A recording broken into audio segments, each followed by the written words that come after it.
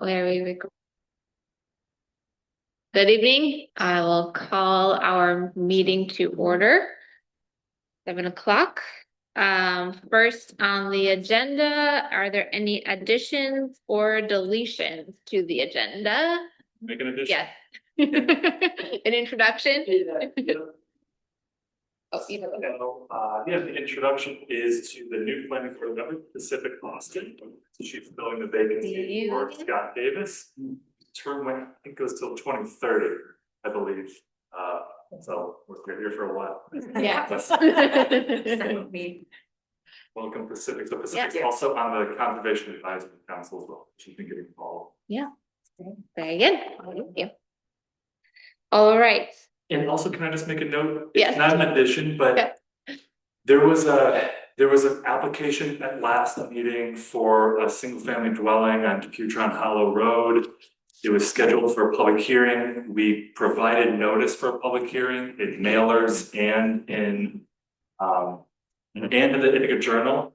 And then after that time, the applicant wrote to say that she was withdrawing her case. Her septic system cost was the same as everyone else's, 25 to 30 grand, and that was just cost prohibitive for her. So that's pretty unfortunate news. I let her know that we're still holding the public hearing if she wanted to give it a second chance. She never wrote back.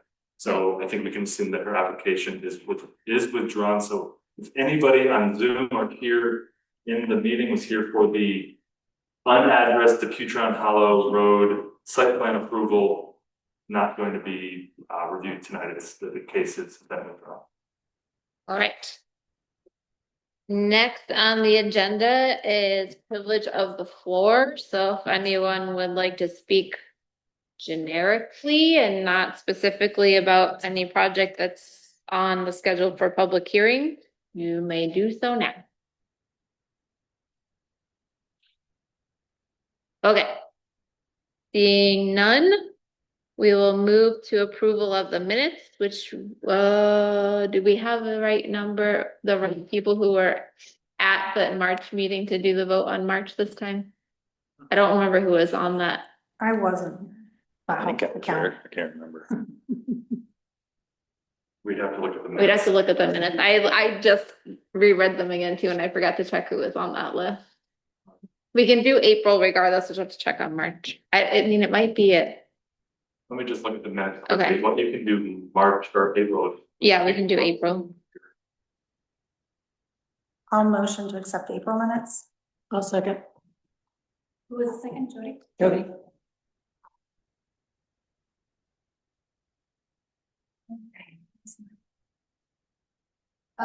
Colbert? I'm gonna abstain. I wasn't here and. Cowan? Yes. Ryder? Yes. Michi? Sorry, which month is this? April. Okay, yes. Okay. And Meyer? Yes. Okay. And sorry, Austin? Abstain. So we don't have one then for March, right? For March. Right, so Because Will we? that's for April, so. If for- Ed comes, then will we? For Ed, yes, because. Okay. Scott was here, so Right. The Ed, Jake, Jody and Kelly that were here and Scott. Okay. But. Okay, so, and, all right, so we will postpone approval of March. If he gets here by the end of the meeting, then we'll do it again. Okay. Okay, town board liaison reports. Oh, You're up. haven't noticed, we didn't follow the appointment procedure that we usually do. And I apologize. You should have been notified of the two applicants and when they were going to be interviewed. And hopefully that won't happen again, but. We're not offended by the appointee, so we're good. The other applicant was somebody, Wesley Pace, who lives on North Road.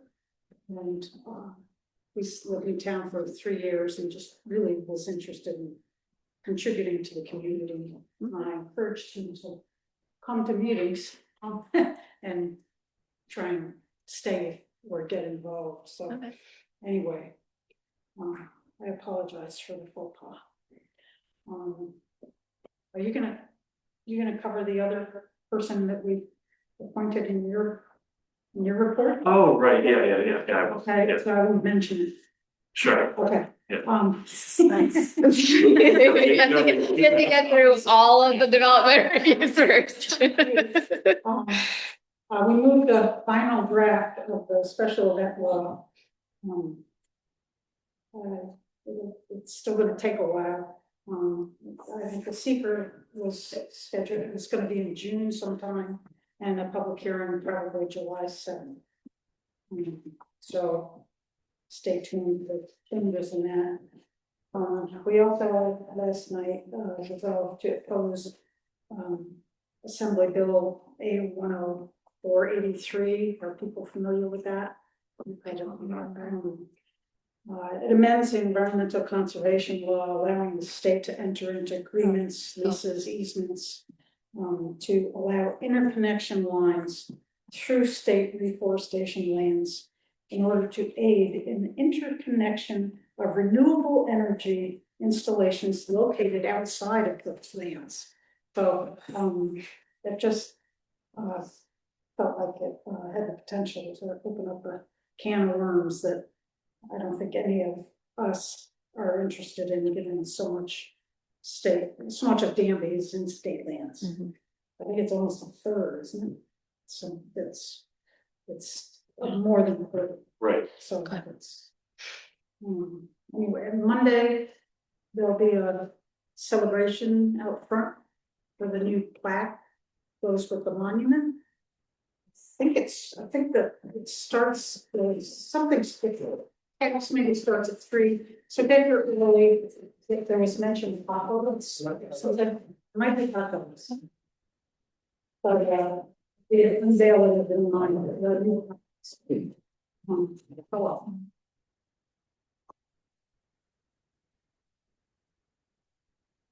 Oh, I can speak to that Memorial Day thing. go ahead. Okay, at around 11, one of the people who's in the that Sydney camp will come and set up a tent to represent how they survived the weather, etc. And some of the people from the Sydney camp will be there until throughout the day to talk. There will be hot dogs, vegan and regular, things like that. And then at 1, that's when the dedication for the plaque sign that will explain more about how the monument got there and why it's there, et cetera, et cetera. And then at 2 will be the regular Memorial Day service. And that ends at 3 with Taps Across America. And when we'll have the bugle taps. And it's really a very nice ceremony. And I hope that people will come even for part of it. In and out's fine. Thank you, Catherine. You're welcome. Okay. I'm gonna go backwards.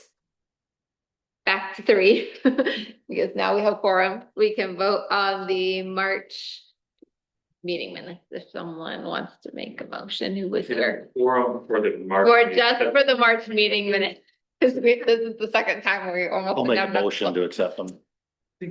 Oh, yeah, you were here, you're right. Yes. Yep. I'll second.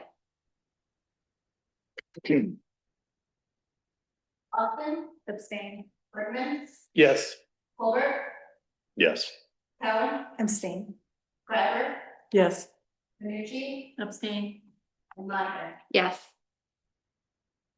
All right, we did it. Thank you. Okay, you were the one. We did I think someone else came in and took a picture. Oh, I had all. You don't have. I do not. We can share. Okay, Look at that. all right. Yeah. All right, we can share. Sharing's caring. Yeah. Okay. On to development reviews. So first on our agenda tonight is 400 Gunderman Road. This is subdivision of the 128 acre lot to allow for land to be donated or sold, I don't remember, to Finger Lakes Land Trust. So we have public hearing and consideration of approval on the final plat. I don't know if you want to put the final plat on the screen, just in case anyone has comments for public hearing. Does anyone on the board have anything before I open public hearing? No? Okay. Do the determination of environmental significance before the public hearing. But we can Oh, did we not? Yeah, we can do that. still look at that. Sorry, I forgot that piece. And Kate Riley with the Finger Lake Plan Trust is here too, to answer any questions, but it's just some sense. I was just curious if it's contiguous with any other land trusts or protected lands. It's like, yes and no. A tiny little sliver, I think, and then Okay. they're hoping will, I forget, is it make a future connection or is the current connection? So currently not. Current not connected, but yeah. Well, Yeah. just so we can pick a microphone, or let's just. Yeah, I know. We're Didn't realize it was sitting behind. just been trying to figure this room out. Yeah. Yeah. Okay. So yeah, if you scroll Scroll. up, I think from the plat, you'll see, we're about one parcel away, that little triangle is with the hopes that if either of the parcels north to Darren were to go on the market, we'd hopefully be able to acquire one, and that would connect us to Kingsbury Woods. Yeah, but currently not connected.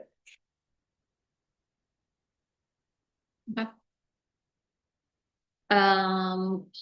And Kate, there was a question too, I know I had sent you that email about public access, and this gentleman was also asking about that. Can you just remind everyone about public Sure. access right Yeah, now? currently it doesn't lend itself to be publicly accessible. We don't have an area for parking.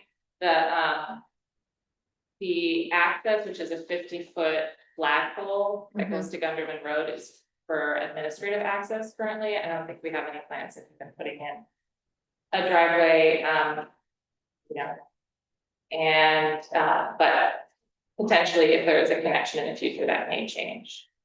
But no plan for public access. So what would be like the rules and regulations for uses? Like I border, there are. Currently there are ATV trails. There are myself, at least two other guys that hunt there. There is a memorial there to one of the neighbors that has passed. I usually maintain that memorial, something more than a sign and a tree. Okay. What can you and can't do? Yeah, I would absolutely put you in touch with our stewardship staff as well. They'll be the ones who will mark the boundaries. Generally speaking, properties that are enough acres so that they're not within certain distance from houses or roads or trails. We do allow hunting on a lot of our properties just for deer population control. That I'm not sure has not been determined, but I can put you in touch with the gentleman who does our hunting program. We give out permits and we just ask that folks report the deer taken. As far as the memorial, I wasn't aware of it. It's on Kathy's property. I probably would ask you to show us at some point so we know exactly what it looks like. Okay. The ATVs we don't permit on our property, so that would be something. Okay. Yeah, you border on the north side? So. Are you right next door? I'm worried about what this is here.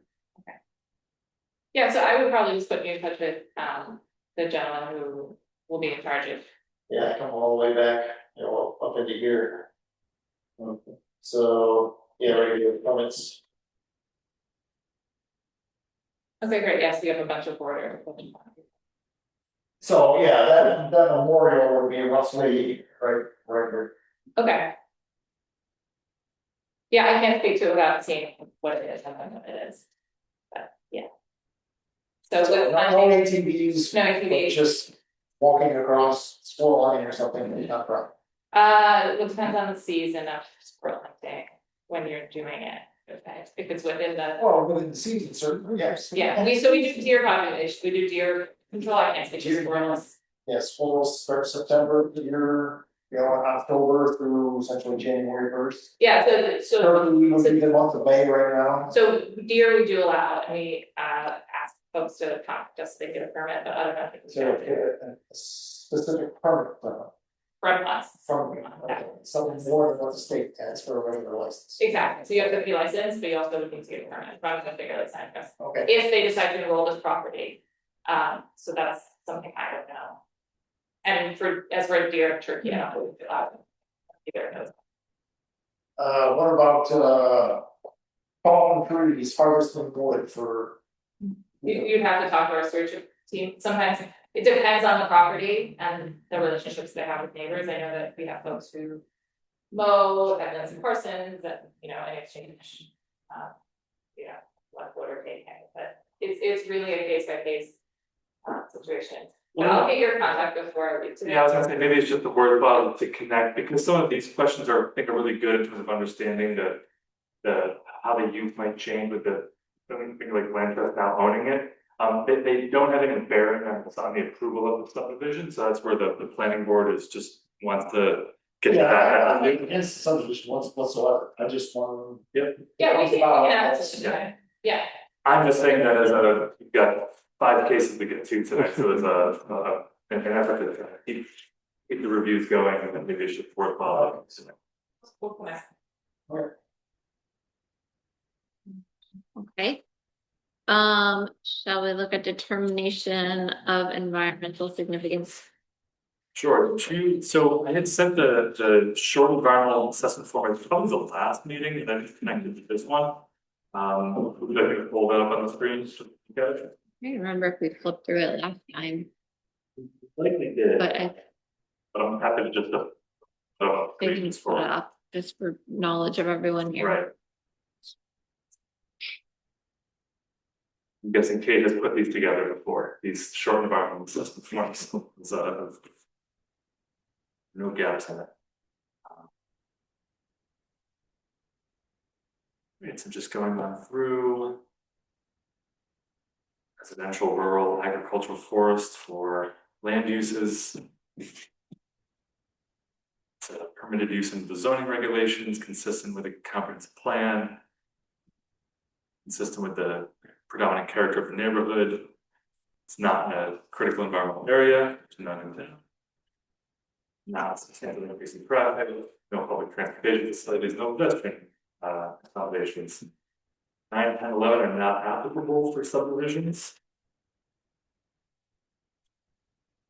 It is not within a historic district or have any historic features on the site or adjacent to.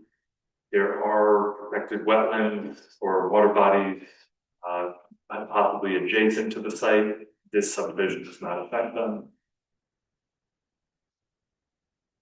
Habitat, forest, agricultural, early mid-successional. No for endangered or threatened species, 100-year floodplain, creating any small fluid discharge. The rest are no too in terms of impoundment of water, near a solid waste management facility, or property subject to any remediation. Sounds good. And there is a draft resolution to become, and I hope the part 2, it's actually always part, yeah.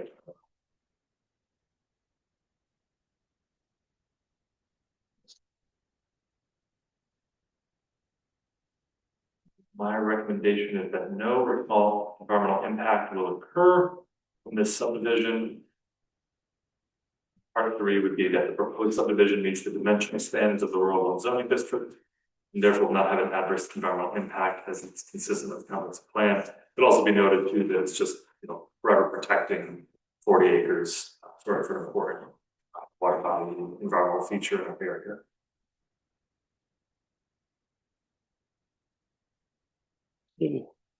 There's a draft resolution. Make a motion to pass it.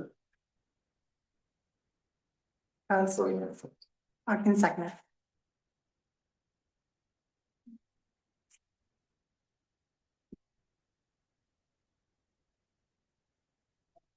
Yes. Austin, Yes. Bergman, Yes. Colbert, Yes. Allen, Yes. Tyler, Yes. Yes. Maher? Yes. All right. I will open public hearing if anyone cares to make any additional comments in regards to the subdivision. Hi, Catherine. I just want to say that anything that Kathy Darrow and her family decided together was very well thought out and with deep care for nature and everything. And I think that's wonderful. Thank you, Catherine. Yep. Okay. We can move on to closing the public hearing. And if anyone would like to propose the draft resolution or any edits of it. Make a motion to accept the draft resolution as written. I'll second. Second.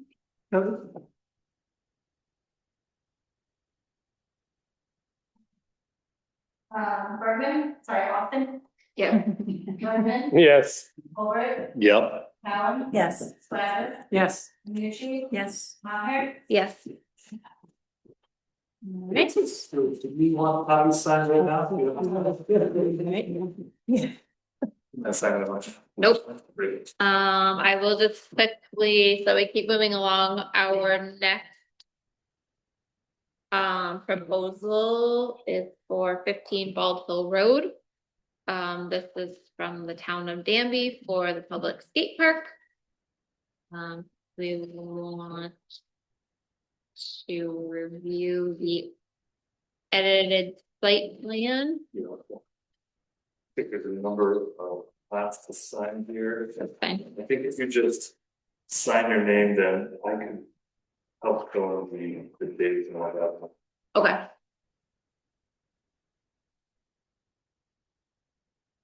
Just a couple. Or Yeah. 3 or something.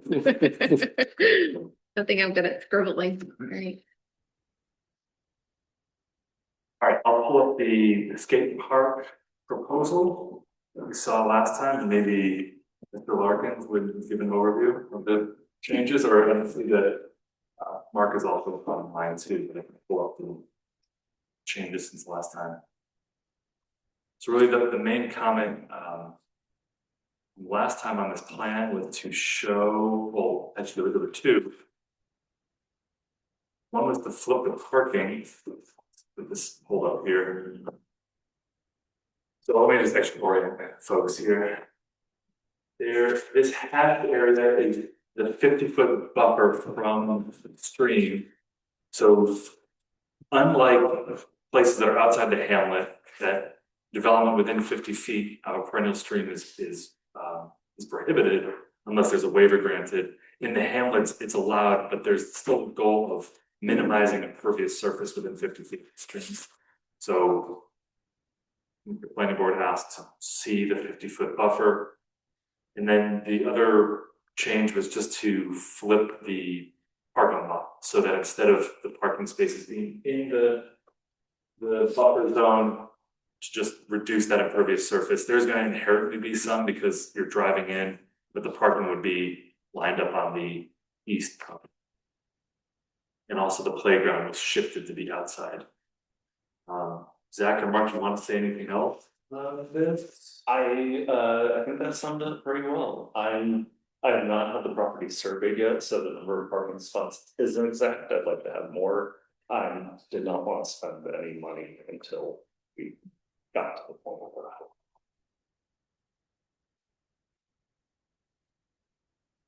Sorry, I can't go up and down format. We need to keep any of these. Yeah, we need to keep going.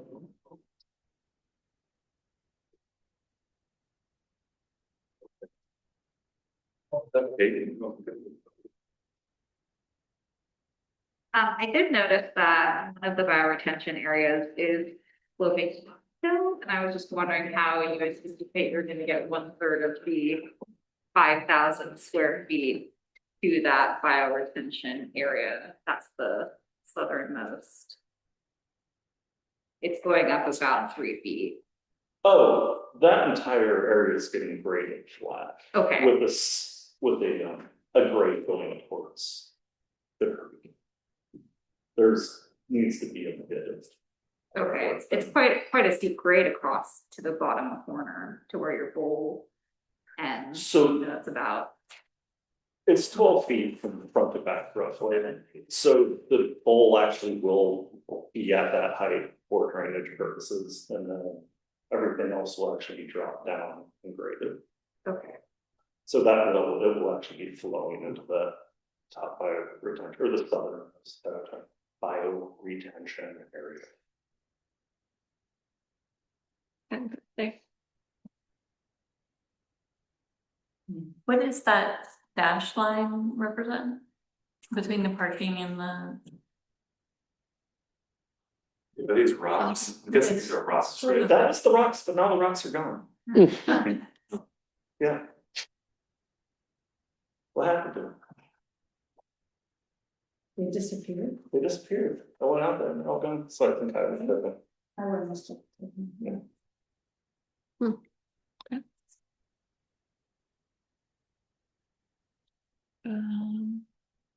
Any other questions? So where did we, last meeting, we said that we would take the lead. And the Was board- there any vote? Unless on the board? town wanted it. Unless the town wanted, and the town board, I think it was the next day, or next week or Right. something, they said, no, it's fine. Okay, so we are officially taking the lead on the process. Okay, Yeah. If we Okay. vote on it. right. Yes. And if you start throwing conditions at it, maybe they won't. Just want to make sure I know what role we're taking at this point. When we notified about 40 some property owners, it was more than the usual 500-foot boundary. Okay. Went all the way up Bald Hill. Did you get a notice? Yes. Yeah, so it was much further than 500 feet. Folks out here too. Nobody wrote. I was surprised. I thought we'd get some comments. Well, actually, I had a question about that. Oh. Because I wrote to the town board and to Zach, and I talked to you some time ago. Yeah. It was in August 20th of 25. And I was curious if any of those comments or things got distributed, or, because I see that the town board has gone forward with this proposal, and that's why it's in your lap now. So, I wasn't sure Oh, that's a good question. I don't know. if any of those comments, perhaps I was the only one that commented, got forwarded. Well, they What's did that? No. What's the It did not concern get about voted. traffic and? Yeah, so, do you want me to read it? Sure, but yeah. I'm opposed to the plans to build a skate park at 15 Bald Hill Road for a number of reasons. First of all, the property sits on a very dangerous curve, and although the posted sign is 35 miles an hour, 30 on the curve, but only heading towards Jenny Pond, many drivers far exceed these limits. I recall years ago when the town was considering selling this property to a stone quarry business, there were serious concerns about safety with large trucks pulling in and out. I can imagine the danger for children riding skateboards or bikes on this curve. In addition to safety concerns, it doesn't make sense for the town to invest money and energy on another community park playground when we already have Dodson Park. This is a large safe area far from the road with parking, portable toilet and a bus stop. The town needs to figure out how to utilize the community park that we already support. Debbie Benson, 58 Bald Hill Road. And if I remember, it didn't happen here because it's different group They don't want. that to. owns it, said- and Yeah. they didn't want to do it, right? I responded to you. Okay. Right. Because there are two people, right, and I remember. is the road owned by the town? Or is it County. county? Bald Hill, is that a county road? County road.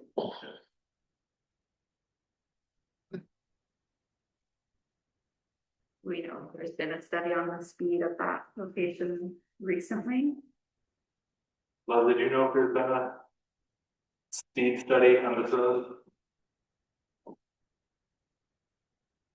They did it a while ago. It would. This would be a good reason to ask for a further reduction, although if it was 30, the speed limit is 35 to the park, right? It's funny, I believe, the last that I checked, which was some time ago, when you're pulling from 96 heading towards Jennings Pond, that curve says 30. When you're coming towards 96, it's 35, close and further up the road. Yeah. Right. So when you're on the south, you can go 35. If you're on the north. Well, I think the greater danger, particularly given the way the entrance is on that curve, Yeah, would be cars heading towards 96. Right. Exceeding the speed limit and having children exiting or even crossing over and entering the park. And there's not a lot of visibility when you come around the old firehouse on that curve. Is that we something can ask, we that can ask for a speed limit still. the town board would request? But where that's Oh, going roughly? Tell me Yeah, they do that for, there's like batch, like there's a number of roads, feels like every year there's some sort of. Can the town request speed bumps on a county road? Should give requests. Like one on either side? Or even signage. That's what I was just Speed- about to say. The speed bumps on 35 miles per hour is pretty. Yeah. So, like 15 is okay, but like 35 is a bit much. That'll be part of the skate park. or even signage, but Yeah. Yeah. living Yeah. where I do on Gunderman Road, there's a speed limit. I've never seen anybody on our road checking the speed limit. They're only on 96. Yeah. And people come flying off of that hill and we're right where it levels off. So it doesn't do any good to put a sign up if we don't have somebody who's gonna actually monitor it once in a while. Does no good. Yeah. That's, So it sounds like maybe there is some. no, that's not for us to fix, but I'm just saying. We can say, put a sign up. Right. Yeah. Signs don't. Yeah. They say they will monitor if we identify a time and a time of day, maybe a day when there are problems, and then they'll come monitor. Well, I can start looking out my window and writing them down. I mean, it's big trucks and stuff that come flying off that hill. And there's a ton of kids on Gunderman Road and There are a lot of trucks on Ball Hill Yeah. also that are taking that shortcut Yeah. from, Right. 96. Even though they're probably not supposed to be on the comfort, I mean, on the dirt part of Right. station. Station Road. Yeah. You know, I didn't realize you could do that, so I will pay attention. Back to the sign piece, I think it would be worth, for even the town board, to write a letter to county highway, as this, for this park, just say there's a new park here, it's approved. That, to put up some signage out there. I feel like that's, I don't know, one supports parks, I think, and it'd be worth. Well, and it's really- not a school zone, but. Like, are there, I'm trying to think of the different Yeah. kind of sign types and if there's one that. Like, an alert that there would Children be play. children in that area, yeah, something like that, I that's mean, just 'cause it different has, than the like- speed limit, like, I feel like sometimes those things give people a little bit more awareness versus just telling them to slow Mhm. down.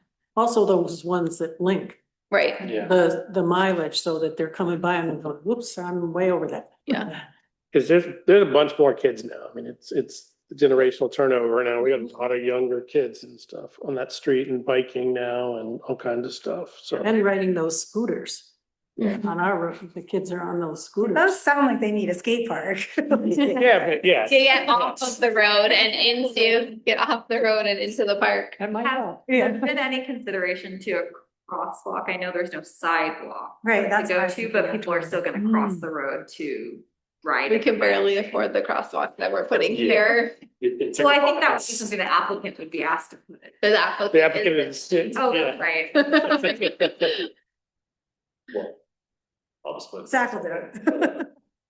Get some spray paint. You actually have to melt the paint on the ground for crosswalk. I was looking at it for you. They were doing it. I mean, I don't know if it's a Early great this idea because it is like saying kids should cross this road. Yeah. Right. The curve, but Yeah. I think they're gonna do it anyway. Yeah. That's just something I think about maybe. And if there are, you know, calming devices associated with that and crossing coming out of that.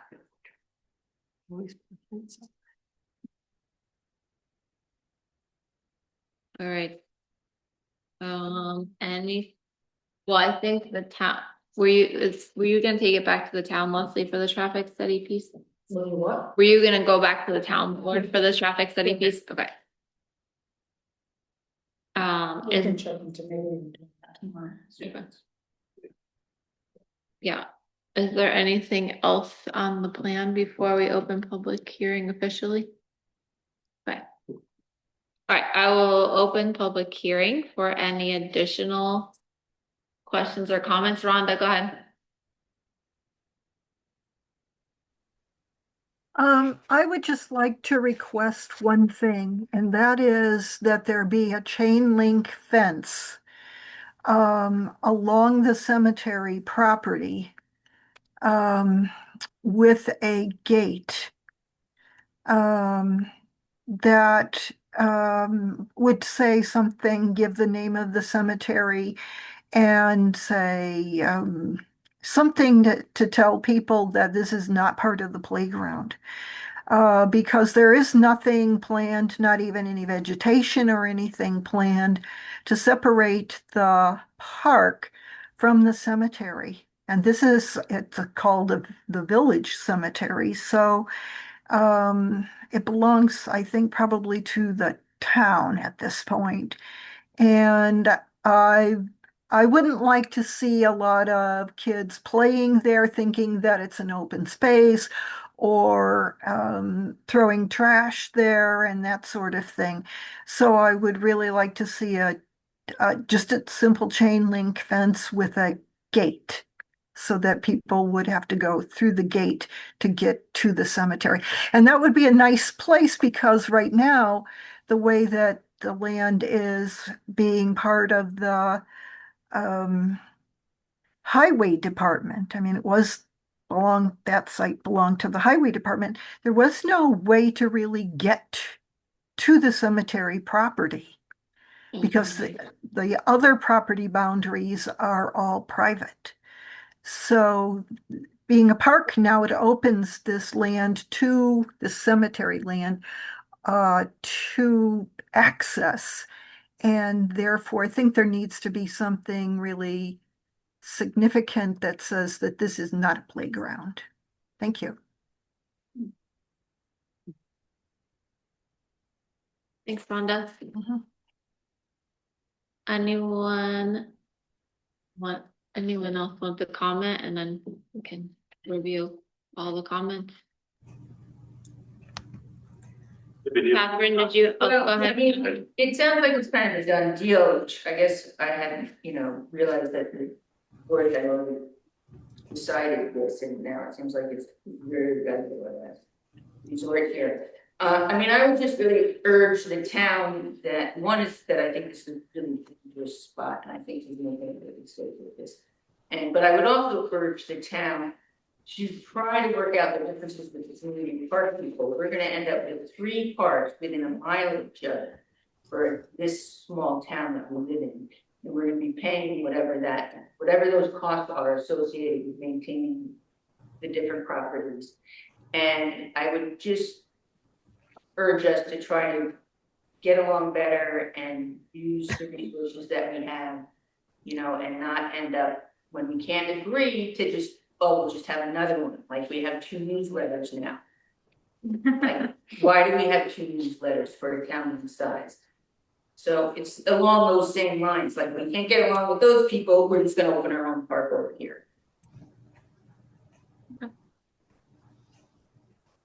Catherine, did you have a comment? Yeah, I just want to speak firmly in support of the endeavors for the skate park. They have been diligent about talking with the neighbors. They know full well about the issue about the entrance and the problems on the road. As far as joining together with the park, that just is not, it's not an option. I understand people don't like having two newsletters and two parks, but that isn't the point. This is a park. This is, as you earlier were saying, this is designed to bring children together. The families with children have been very, very, very supportive of this in many, many meetings. They are chomping at the bit for their kids to be able to do this. So the town is working well with the plans for it, and I think it's not being a frivolous venture. I think that's probably enough.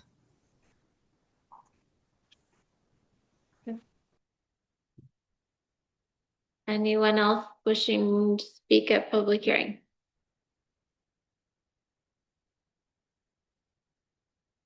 Okay.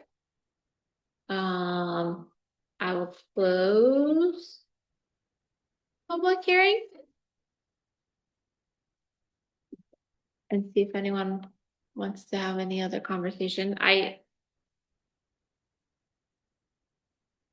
like hesitant because I know there's costs involved with everything that gets added to this project, and so, but I do understand the concern potentially with the cemetery, and that like kids don't understand boundaries unless there's a clear delineation. So, I mean, it does make sense to have some form of delineation between the spaces.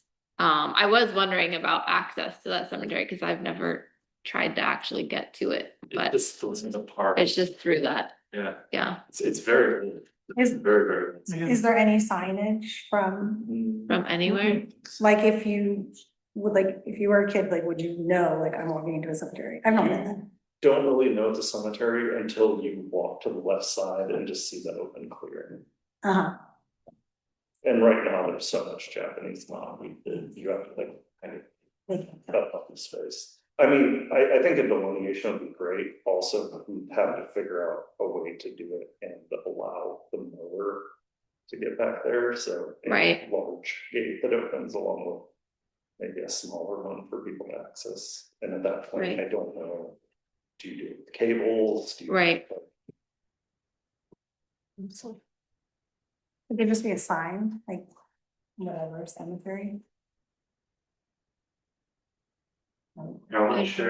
Share the big building. Like I have to go back. Is that like in place then? Yeah. Yes. Right, yeah, then you're like, Okay. oh, wait, like go play in the cemetery, yeah. This So is like, far. this is like a Golden Hills west. Thanks, yeah.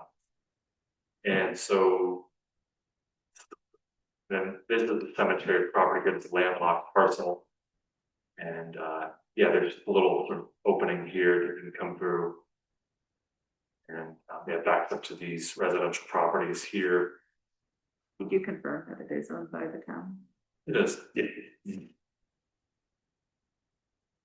It seems based on the grading that you'll probably need a retaining at that boundary if it's not also graded, because you're going to, Sorry, Wow. which boundary? like between the cemetery up here, where you have the bowl up higher, and then you're saying grading that whole street course area. No, I mean, 12 feet is a big difference. so it's 12 feet from the back to the bottom, but it's already a gradual slope up, so anything down. And then the skate park is kind of a retaining wall itself. I don't know how to explain that any better. The hillside. Like it's already built into the hill. It's being, It's probably being built as a hill, there would be some retaining features. we're trying to do as little possible grading. Before it comes down to where it levels out to a degree. And I've also been in contact with a neighbor that lives in front of the cemetery. And we're trying to make plans over time to start restoring the cemetery a little bit and pulling headstones out of bushes and thickets and just taking care of it, because it's okay, but it needs a little love. Does the neighbor have a fence between the property and the cemetery? Does the neighbor have? Mm-mm. No. I think we just have a little bit of brush.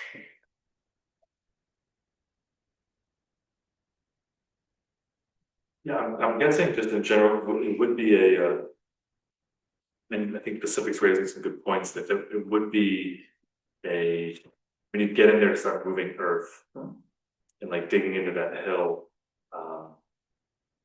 At some point, you're gonna have to retain something. Right. Yeah. What's the, is there like code on that, like for 3 feet or something from drop or? You mean some kind of pitch, but I don't know what it is.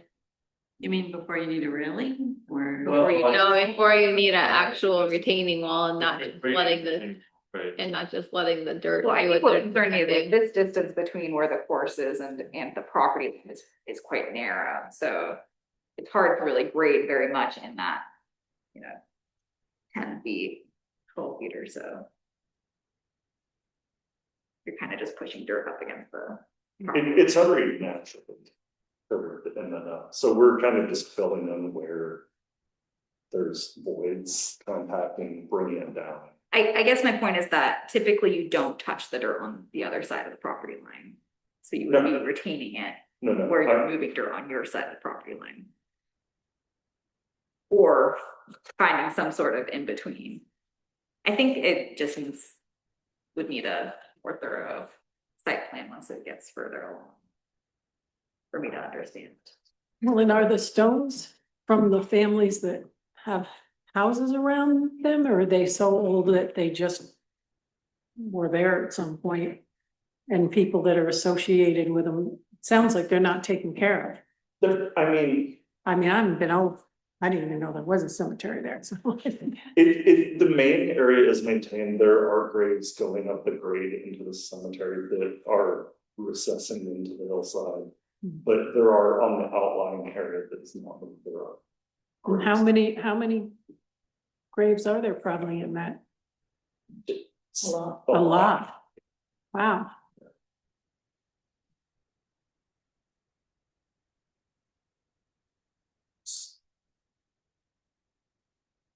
So I guess Yeah. we're saying it probably, I don't know to what degree we take this review, but it seems like questions from the group are about grading and what the actual final grading kind of looks like, so that we understand if there are berms or retaining walls or whatever is needed. And then I guess the proposal of some kind of what that delineation would be. That's I think that's just what the question about grading came from too, is it kind of becomes. right. If there is a retaining wall, then that is your delineation. You don't need anything else. Yeah. Maybe a gate. Or a berm or whatever. Right. But then that also, if you're using that berm to get the mower in there, then I guess you gotta work around that too, but yeah. There has to be, Yeah. the setback to it. There's Yeah. not the final space yet. Right. Because getting the survey. Yep. Yeah. Are Who's there building any this? Community. It's a bunch of masons and concrete finishers and people who've done this before. It's the owner to do it at a reasonable rate. You might have, say, $20,000 into this first phase, and it would probably cost around 250,000. And we're already getting, I'm working with a contractor called, it's starting to donate rebar or another structural steel for it, so. Yes. It's also waiting till this is done to start doing fundraising. Right. I don't know. Yeah. It is probably worth, I mean, I don't know to what extent, like how, you would have to get an engineer involved or. I'm just thinking that the showing final grading, especially because this is in a floodplain,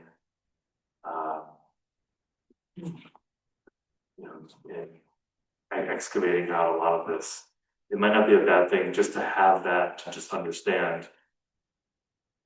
I mean, just for the town's own benefit too, you know, it's not even just for this approval. But just that you're not impacting. You're not impacting the floodplain. I mean, because it is a good, it's 4 to 5 feet from one end of that course to the other. Be more So if it's not, comments. okay, so then 10 feet. Strange. So it is a lot, I mean, unless it's like a tiered or slope, like I haven't seen your pictures of the idea of how things are ramped and whatever to help with that. Okay. Which it could be that, you know, it's built into the features in a way that it's not as impactful as it looks as like a box right now. Cause a box, you think of like the whole thing is flat, but it's really not gonna be all flat or else it's not gonna be fun skate parks. So, Right. so I think that will help us understand too, of like what the contours are gonna be. So I can't envision. And part of it also is things bordering the cemetery will just have a straight drop. It doesn't actually have to be burned. It can allow for water flow. But for the most part, everything on that side will be like narrow end of the course and be a straight drop.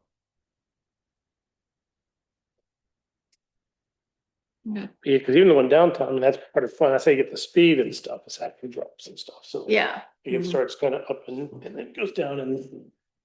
Yeah. Have some carve outs and other stuff, but you know, skate park stuff, skate can definitely go with different hills. And Yeah. It's gonna be about 5 to 7 feet in elevation.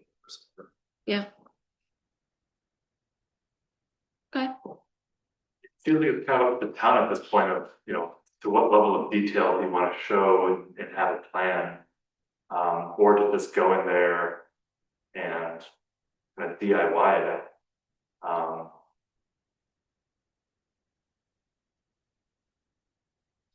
You know, and I mean, if you don't want to, the town doesn't sort of need to show a plan. In terms of like all the grading and sort of engineering around it, not engineering, but just what it would look like finally. It might help. You know, some of these Its results. Right. Oh, I'm happy to help with a grading plan.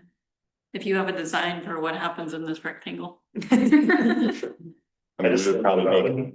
You have interesting ones, so. Yeah. Oh, Like if this was a private applicant, we would make them come back with that. So we can see everything. If We this should is hold ourselves to the same standard. Right. yeah. Posing this, it would be, we need to see like cross sections. Absolutely. See like all the sides. I know it costs money, but we should hold ourselves to the same standard if we're gonna make a private person do it. And then with that, with the cemetery there, that is a big comment, I think, from Rhonda, just about, and even just access to the cemetery. How is access maintained? Or is kept, is it along the side? But that might Or be. reintroduced in this case. Maybe. that? Is that or maybe reintroduced? Right, yeah, there's not really, it's kind of hidden, you wouldn't really know it's back there. It seems like maybe a sign, when we put a sign in for the skate park, it should also have a sign for the cemetery, if that's the only drive entrance on the street. And leave it in, yeah, where maybe it's not right at the cemetery itself, so it doesn't draw as much curiosity. Keep it a little bit more natural buffer that doesn't attract nuisance. But who's actually in charge of the cemetery? Who does it belong to? The town of Danby? Yes. And so it's people that from many years ago, I'm guessing, have been there, many, yeah. So there may not even be relatives that are around anymore that are part of. That's usually sort of how towns end up. Yeah. The cemeteries there's no. Nobody's left to take care about it or care about it anymore because they don't have family, so family. Historical graves.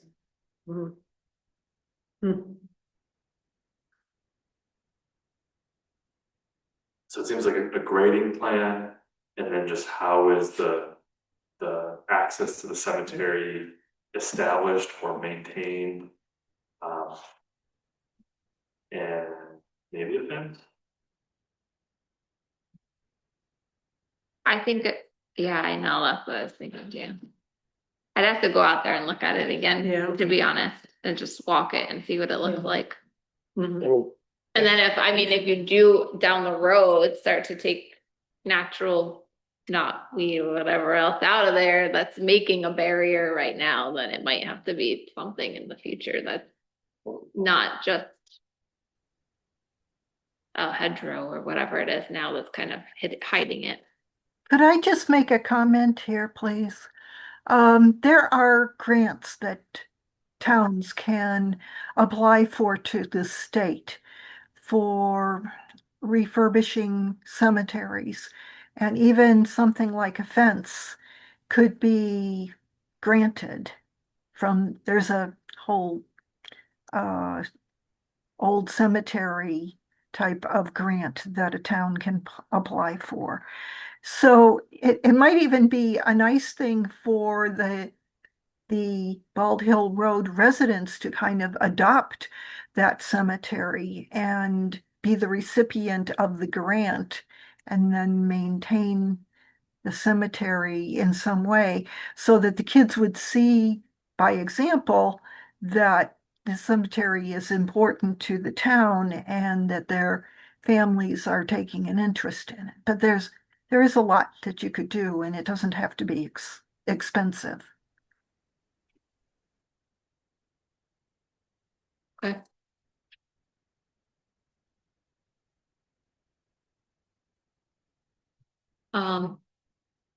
Yeah, I guess I wouldn't personally say it has to be a fence today. I'd like to go out there and walk it and again, because I don't think I paid that much attention to that piece of it. Yeah. Maybe it's sort of like building a natural. Right. Right.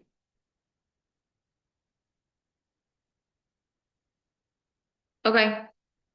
Is there anything else we need to take action on? There was consideration of approval, but I mean, I don't want to hold up your process either. If you're trying to get this done this summer, is it reasonable to You could certainly come condition back the for approval on just on having the a grading grading plan plan? and having an established entrance to the cemetery or, whatever the conditions.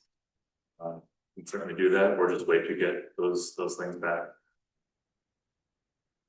I think since Jamie said she could help, I feel like we could do it with the condition of the grading plan, because we know what the plan is, that there is a plan to do it. I mean, that would be my motion to approve it with that condition.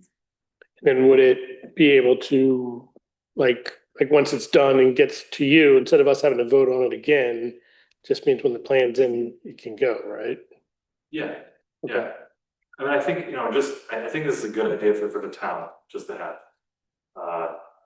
I mean, a 10-foot drop off, you want to have a grading on that, especially in a regulated floodplain. Like, we do not want the town project on a FEMA regulated floodplain that is going to be impacting that. We don't want that.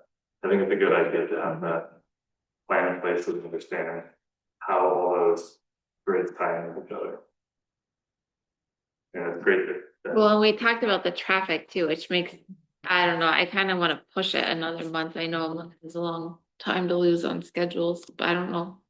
I forget what your schedule plan was, but I'm just gonna just start, tomorrow. no. Okay.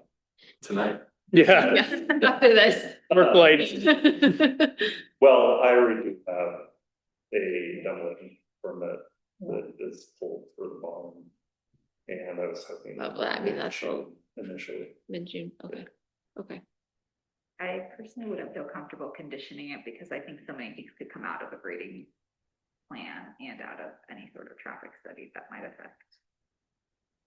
So you can't just say like, oh, if you get a grading plan, then it'll be approved because other patients behind that grading plan to the site. I'm having trouble hearing you. Oh, Maybe speak, I think in general, sorry. it's really difficult to hear. I was just saying that I think conditioning it on these couple of items would be difficult because they might have implications that would come back after.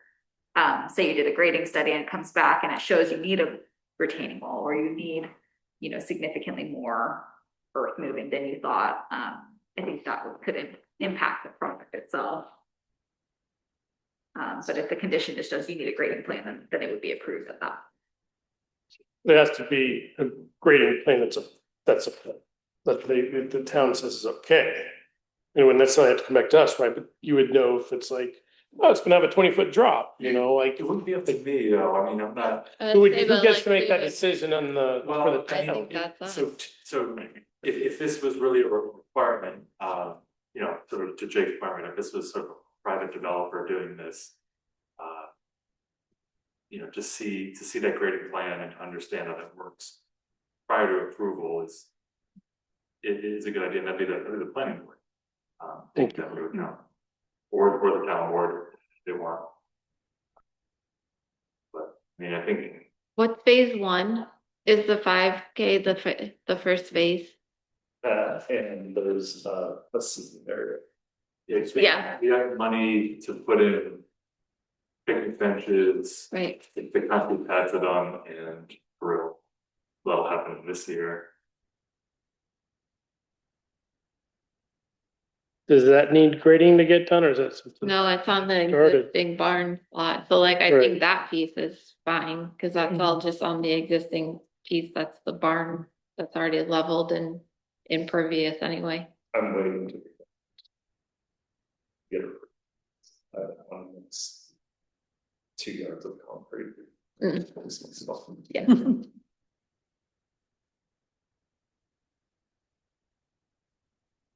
I mean, I guess the third option is we have a special meeting I mean, to review the grading plan. I hate to push it back, but we should just get this stuff in front of us. Sure. Before we make any decision. Well, are people willing to come together? Or do you need Like just a wait. whole month? Yeah, I Next don't month. fight them. Okay. We'll just wait and It'll get take a the while to information get back. that information. Mhm. Are we gonna have the traffic study message? Well, I don't think, I want to clarify this, you don't mean like I mean, because the traffic study is like a really involved, I think what I heard is maybe a request from to the county to Right. Do something, either to we'll review. them at or put up structures or I mean, paint the road. I mean, it'd be nice. I didn't hear the traffic study, which is like So- engaging a. Right, no, I wasn't thinking it. I don't want to condition on trucks. I was gonna say, and I mean, I live up the street from there, and right now we've got my son I've caught skating up and down the street some, but the neighbors, like, there's like 4 young girls, and they're either on roller skates or skateboards going up and down that. I mean, and it's kind of blind right where they're at. So it's, I mean, in some senses, with the skate park, that would be certainly a lot safer than the kids. And like I said, we're having a lot more kids. Another neighbor just had another one. So it's like, you know, I'm seeing the kids are gonna find a place to go and do that. Another kid's got an electric one-wheel skateboard he's going up and down the street on all the time. That's what we have too, and Yeah, they're I doing know. it at dusk. which also- Yeah, so, you know, I mean, it's like to have a safer place to do it, you know, I mean, I get that spot when, if people are coming through a little quick and it's a little blind, but so is up and down that street, unfortunately. There's people that, some people decide they're gonna just hit it on the halfway up the hill, they're like, just gunning it, but a lot of them wait till after the pond and then do that, but that's not where all the kids are. I can go to highway tomorrow and see what our options are. Okay, And talk to, they get them to can't talk to the county. Yeah. Okay, so here's not a formal traffic study, it's just a request of the Right. county Yeah. to review the speed limit there. Mhm. Consider putting up I mean, really press the county and putting up signage for this new park. Then it's a grading plan and just how's the entrance to the cemetery, how's that sort of interacting between the park? Mhm. What's that? Is that like? yeah, I think that's it. Mhm. Can I ask a quick question?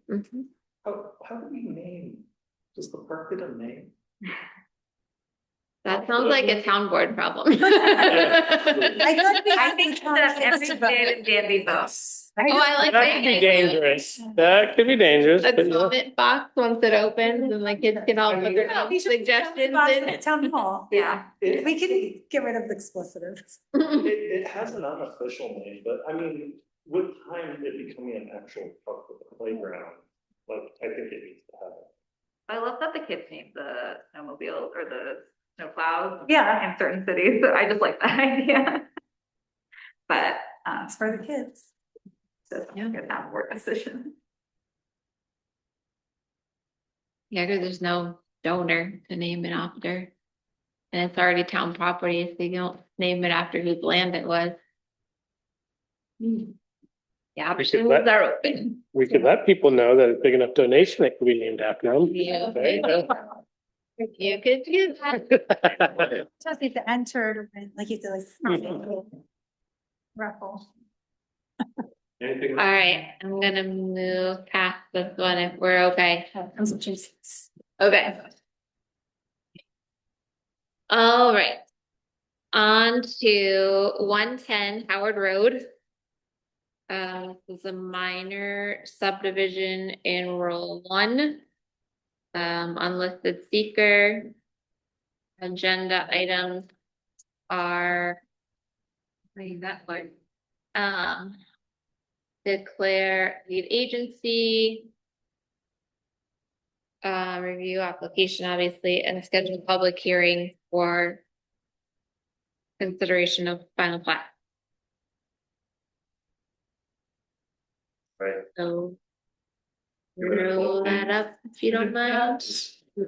Yeah, you want to sit? When he puts it up, you can give us a quick description of what you're trying to do. You have to come a little closer though to the mic. Maybe. Sit where Colleen's sitting. Sure. You wanna see the plat or the site? I don't know, the site, I guess, and then we can go to the plat.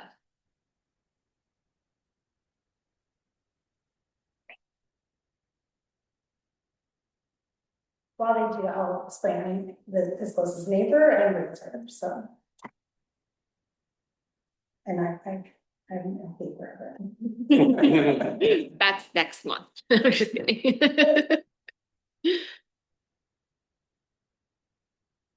This is a view, it's an odd view, looking at it from, basically looking north. But here's Derby Hill, here's Howard Road.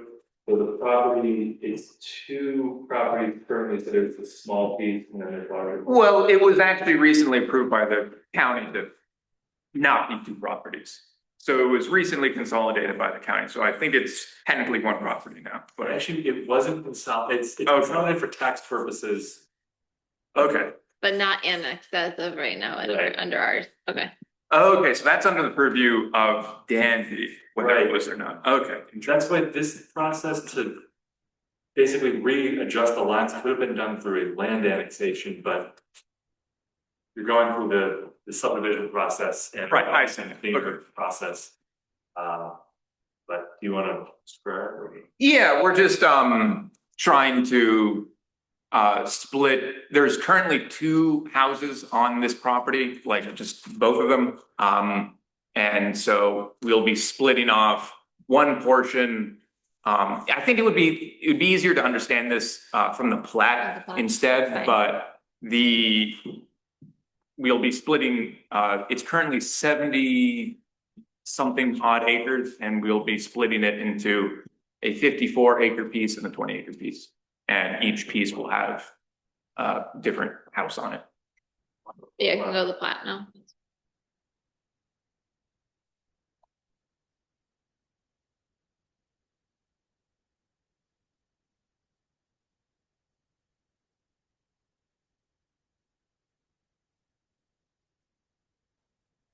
Is there, as he's pulling up, a specific reason for having one be like a V, I guess, and the other a chunk in the middle? Am I reading that right? I think there's Like A wraps around and B is, Oh, you mean like this? Yeah, no, it doesn't actually wrap around, so, it's kind of like a right angle. This line is, it used to be a pasture, so this is Right. pasture fence. right, So it doesn't go around the complete side, it just goes around on one side. right, and that's what I mean, like it's like a Okay. B and then B is there versus just straightening the line out and splitting it into. Yeah, I wanted to just keep more acreage with one house as opposed to the other. Okay. And this kept as few different lines on the plat as possible. Most of this on the right hand side is forest. And it's contiguous with the forest that kind of encroaches this way, so. Okay. Yeah, that's the long authority, but I wanted more land on the side that had more land, less land on the other side.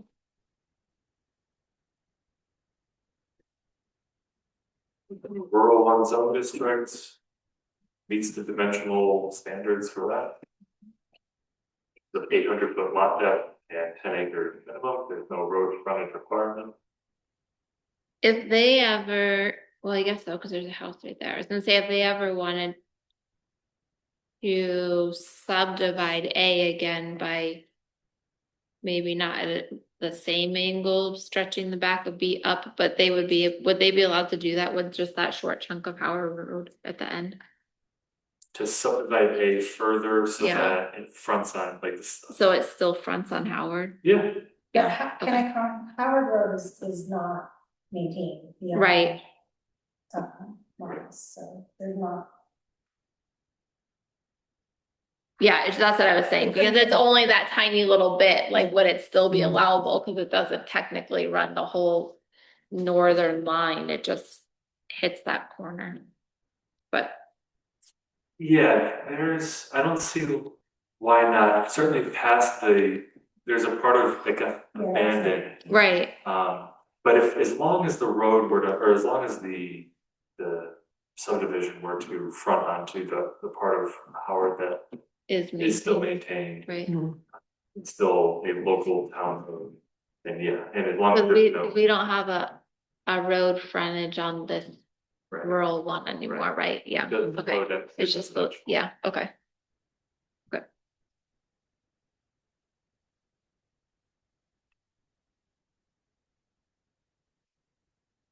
It seems pretty straightforward, isn't it? Yeah, Yeah, something I'm missing, meets all the No. qualifications, right? yeah, So, okay, yep.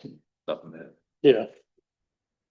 Yeah, we've just been seeing a couple oddly shaped subdivisions Mhm. lately where I'm like, okay, in 10 years and someone decides they want to do something else with the property, like this is a really weird shape to try to manage. But that one, because you still have frontage across that whole side, is easier to see future And in the future, planning. if they were to subdivide again, that would go back. Yeah, They could also theoretically do like an easement. But if they wanted to like chop off this parcel at the back. Well, there's no road frontage on it. There's Well, actually, there's- you have to have some access, you just don't have to have a certain like, Yeah. yeah, yeah. Yep. Okay, so if there's no other comments, we can have someone make a motion for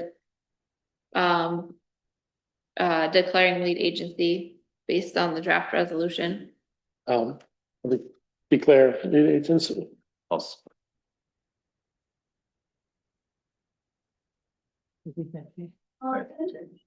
yeah, Bergman, Yes. Holder, Yes. Howard, Stan. Scriver, Yes. Nucci, Yes. Meyer. Yes.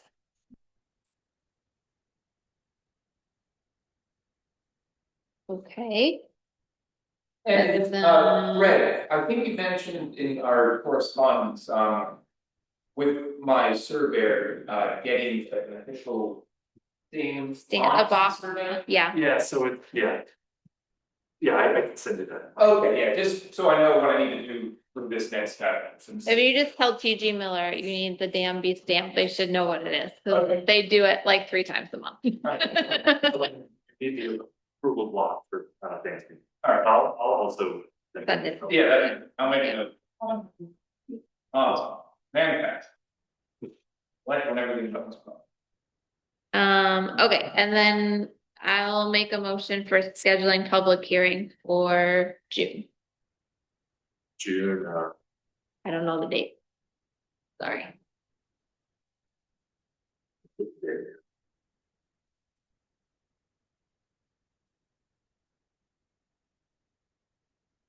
the 17th, June 17th.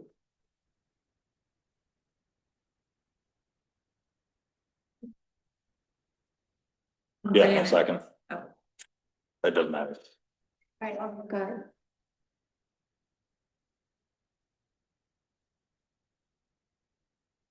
Austin? Yes. Bergman? Yes. Yes. Adam? Better? Yes. Fanucci? Yes. Maher? Yes. All right, we'll see you next month with a stamp on your plan. Thank you. Thank you. All right, the next development review is for annexation on 66, 62, and 56 Leap Road. Pauline's staying on the other side of the table. And yeah. I can help explain this one. Yeah, this is confusing. Yeah, so we saw one like this on East Miller Road last year. So typically, so this is just an adjustment of lot lines, and I can do it. Do you actually want to explain? But isn't it also that it's non-conforming readjustment? Right. Yes. Okay. And that's why I would have to go to the Board of Zoning Appeals. Right.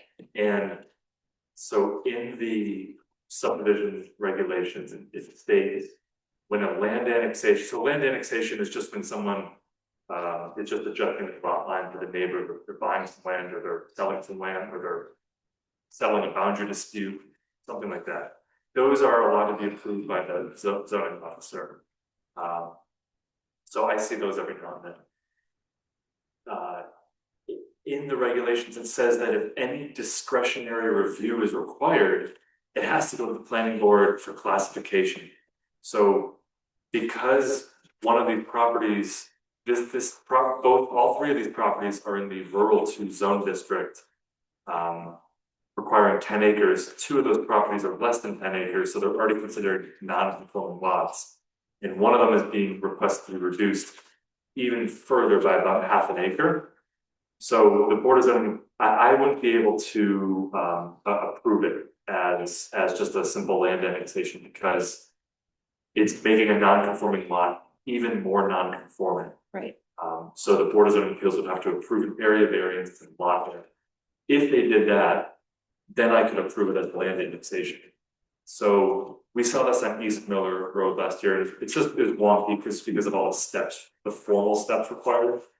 So what I'm asking the planning board tonight to do is just review it, of course, ask any questions about it, telling the applicant on it, help them or the owner, it might be worth even describing about what they're thinking. And then I'm asking for the planning board to classify or to send it, recommend it goes to the Board of Zoning Appeals for an area variance. And to classify it then as if, contingent on that, then classify it as a land annexation. I can pull up the properties on the area. The one that's here is fine too. Do you want to explain it? Oh, that's not that one's. Sure. You can, should I say? Yeah. Okay. So this is all part of it's rated real estate, they own the Zen Center. The approaching 80, so retiring, and when it's all properties. When they currently are, their own properties are approaching the other properties, and when they did this initially, they're like, well, did we do with the town? Well, they're working with the town to hide the parking lot, but they put the parking lot on 62 Lee Road. So that's that little triangle at the bottom. And then the other one is actually just one of the structures. So at the time when it all happened, there wasn't the zoning restrictions that we have, there was only, I guess, restrictions. So to sell them and make this clean for the next owner, to not have all these wonky lines, like a shared bit of, tiny bit of a pond, I mean, 66 is, like, you could probably still sell it, it's, 66 is this property here. but 62 is the one that is the more of the head scratcher, and again, this is their parking lot, and they were working on a souvenir at the time, she wanted all the cars hidden, they have big guests coming, that's what she wanted. And then, this house, this is all kind of blocking it, so you just shorten that, just to sell this off for those. As a struggle. The amount of land doesn't change. The owners doesn't change, no. Right, so this reduction, so currently the lot lines look like they're red, down here like Right. that. And then it's just bumping them in, to where the yellow is shown, and it's about altogether about half an acre, I think 0.53.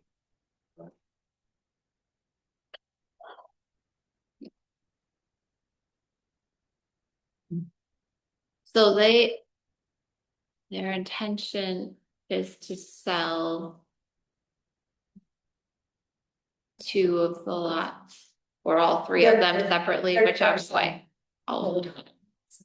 Some single families as single families, so there'll be more discussion about Right. this, is that the current zoning for the Zen Center is like they have a use variance, so I don't know if I should introduce this now. Or And There's multiples. special permit, so that's something for again, it's not directly related to this, but it is related to 56 road, is that how should that look for future owners and for.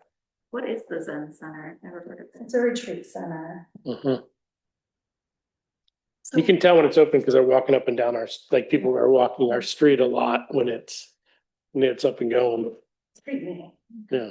They're trying agriculture here too, and kind of How would that curve read in a deed? So that's why I want her here, because like, we could just fix this all with the deed, and then I wasn't sure if that was true because of 110 Howard, but she's like, we can fix this, but it's still like not right, like she's saying that you could do deed restrictions to not allow, owners of 62, just give this upon for that house. Then this would be a shared deed use, there's examples of that where like there's Over a on the water body. dispenser where you just have shared water usage. Right. But she was like, oh, you don't even need to go this far, and I was like, oh, sorry. She suggested to not even change the lot lines, to just do deed restrictions. Yes. I just think this is like cleaner, like, yeah.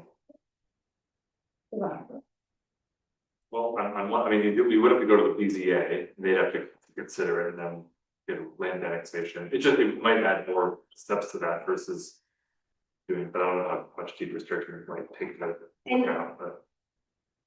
And then that doesn't matter to the town. I guess we'll just keep starting this, and then whatever goes faster. So we can. I mean, it does seem cleaner, at least. Yeah, it looks. I mean, like the little curvy bit, I think you could go either way, but the other pieces in terms of like, okay, so your house that's on my property, I'm deeding back to you to use as part of your Zen Center, and like your parking lot that's on my property, I'm deeding back to you for your Zen, like that does seem messy and confusing. So. But it is another path. For the town, I don't think that. Right. So they're gonna sell as multiple properties to people? Yeah. That's the plan. And the next application's also owned by Radio Real Estate, so. Okay.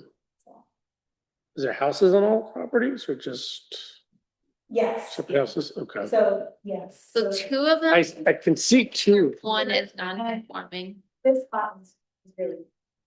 2 of them are. That one's real, so both the smaller ones are non-conforming. Right, but what's gonna happen with 66 is that it's getting a It's little getting bit worse. bigger. Oh yeah, 66 is getting tiny bigger and the other one's getting much worse. Again, I don't think it impacts anyone any different. This is how it's been like, Used. Right, it's just you'd have to get that variance. Yeah. Yeah, Even though it's nothing is. I know that's the process, I just. So our charge is just to Say, ask the What I- BZA to. You have to send to the BZA, and what I'm asking is that you send to BZA and the resolution, I think it's drafted behind that is just to classify it also as a land annexation.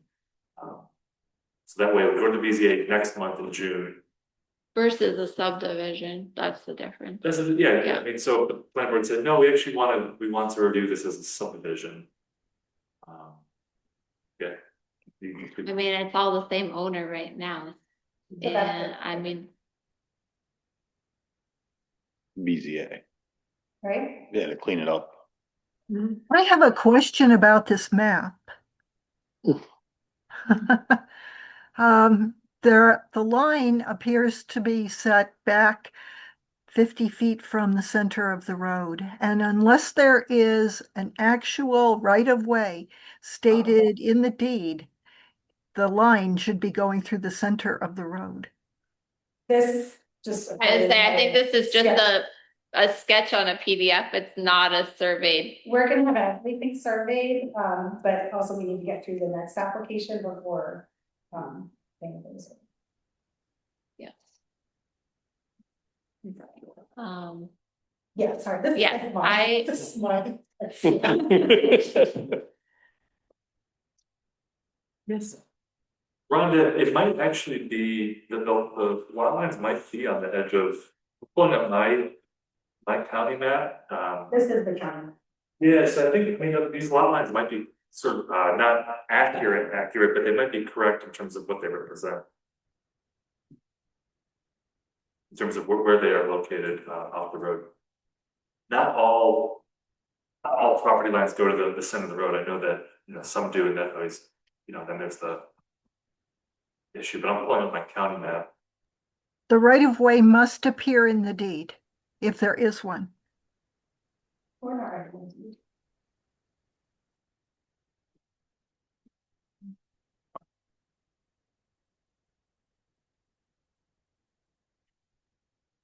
Annexation versus subdivision. Yeah, it's odd that the regulations would state that, because I don't know how you could review that as a subdivision. Yeah.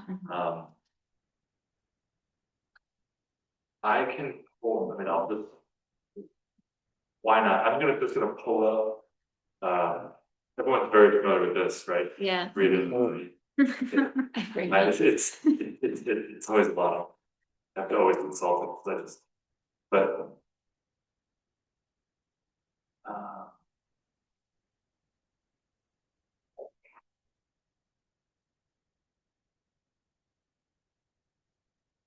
Yes, this is where it says land annexation is the transfer of title of land from its owner to an abutting owner for consolidation with an abutting lot. Provided that such transfer, the remainder of the parcel from which the transfer is made meets appropriate zoning requirements. So it right there, it doesn't. The extension or improvement of an existing, the creation of a new public road or public water or sewer utilities involved. Land annexation purports to transfer more than, this is supposed to be 1/2 acre. That Omega may be referred to the planning board for subdivision classification. And this is what, if any discretionary review is required, including environmental quality review, the matter shall be referred to the planning board for subdivision classification. But here's what a minor subdivision is. It's a division of land in which all criteria are met for one of the following options. So option one is a large lot land division is permitted provided the following criteria are met. All lots resulting from the land division are 8 acres or more. So let's just skip that, because that's not the case here.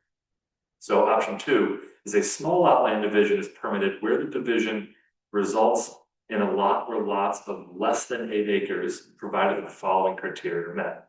No other division or subdivision involving the parcel being divided, except for land annexation, have taken place within the previous 3 years.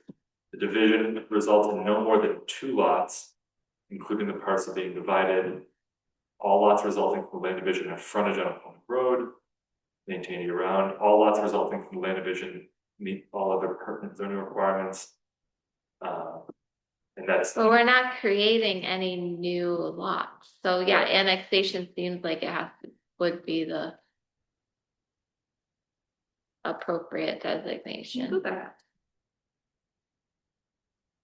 It just doesn't meet because we're not meeting the zoning area. But that's why we're sending it to It said BZA. it should be referred to planning board for subdivision. So can we classify it as land annexation or only classify? Yeah, this isn't the Yeah. subdivision regulations, so it still can be. It's it's under the umbrella of subdivision, but it's a specific one called, I mean, even here, classification of land divisions. Hmm. And you could argue that land annexation is not division. But that's why I'm thinking that it'd be best to just call it a land annexation contingent on the BZA having area there. Absolutely. I'll Yeah. make a motion for that. Anyone else? wants I'll to second that. Is there second a it? motion, or is it just, we're letting, We're doing a resolution sending it to, right? That's how I'm reading this. okay.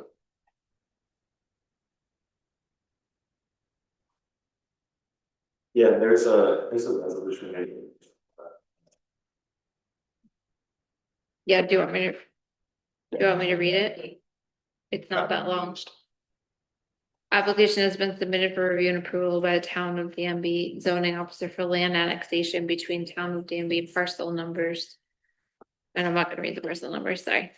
By Colin Cowan, applicant on behalf of Redden real estate owner, and whereas the owner owns all three properties and wishes to adjust the lot lines of each. And whereas all three properties are enrolled to zoning district requiring a lot area minimum of 10 acres. Whereas the property at 62 and 66 Leeb Road are less than 10 acres in area and considered non-conforming. And whereas the land annexation request would further increase non-conformity of the properties at 62 Leeb Road by reducing it from approximately 2 to approximately 1.43 acres. Whereas the action would require discretionary approval of an area variance by the Board of Zoning Appeals before land annexation could be approved. And per the section 201I, I don't know if it's a 1 or A4, and the subdivision regulations pertaining to land annexation, if any discretionary review is required, including environmental quality review, the matter shall be referred to the planning board for subdivision classification review. This is type 2 action under 6 NYCRR 617C 16, 17, and 33, and exempt from environmental review. This is all that they be hereby classified as land annexation, and be it further resolved, sorry, that the town of Danby planning board refer the application to the Board of Zoning Appeals for an area variance review.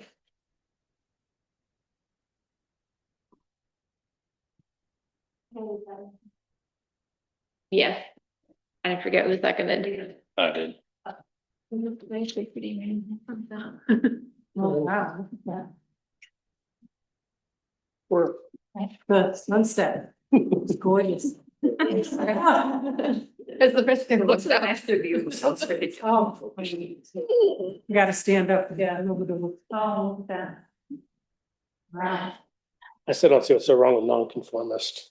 I kind of like nonconformist. Ready? Yep. Yeah, but. Austin? Yes.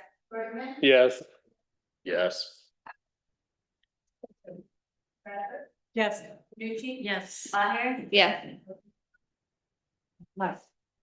All right.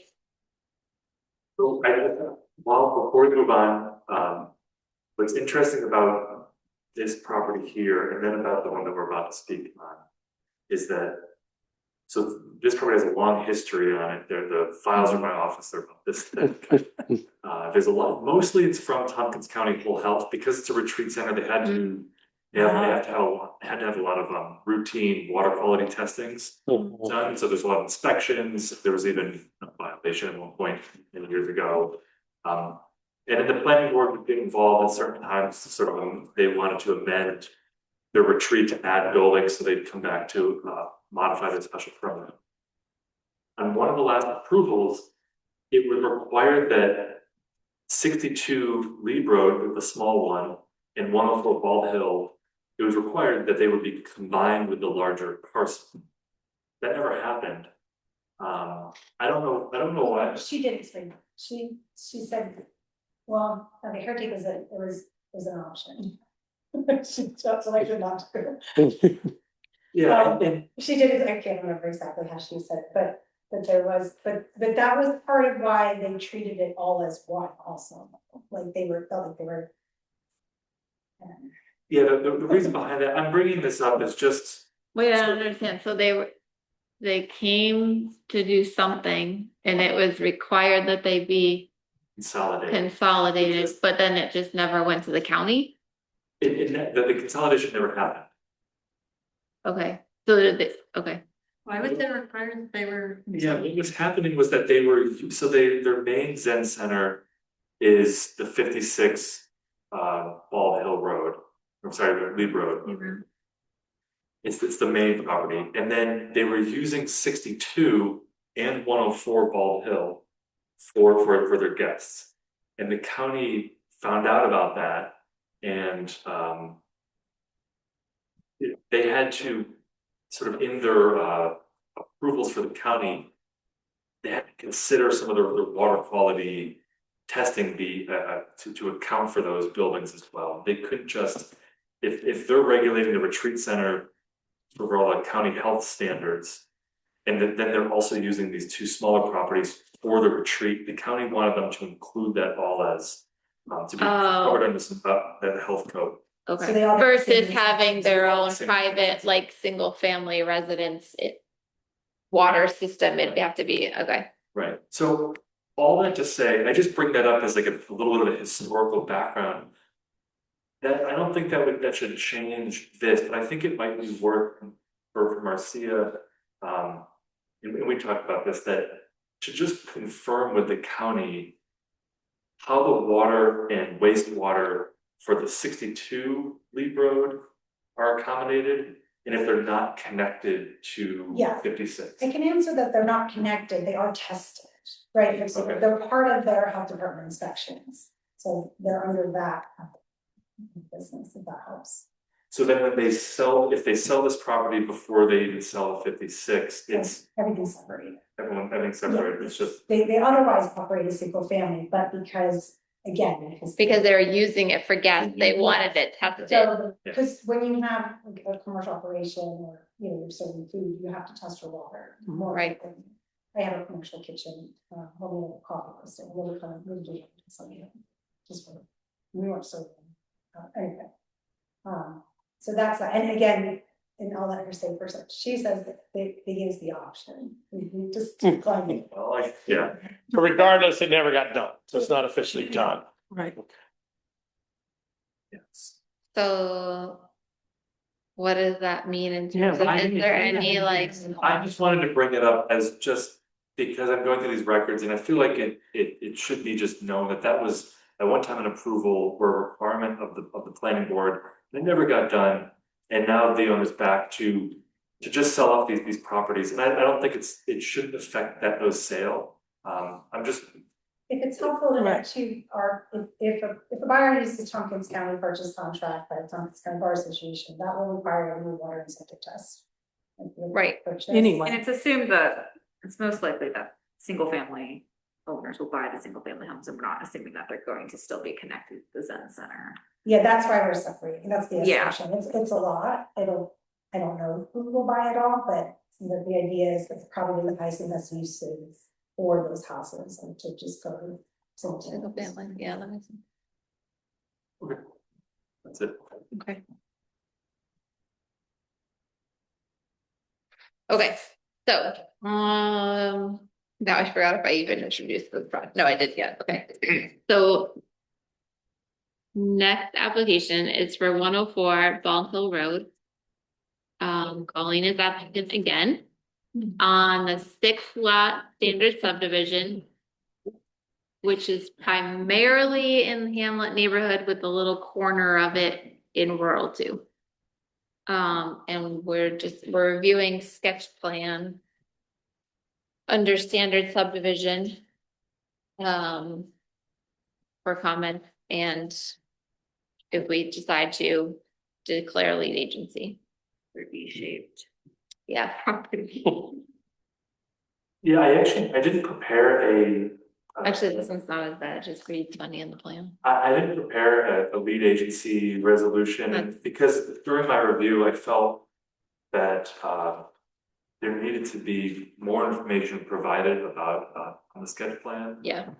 That, it's maybe even like this is like the step before the sketch plan review. Yeah. Essentially, they were applying for sketch plan review, but going through all the review, and I talked to Colleen about this, that maybe this can just be a cursory review.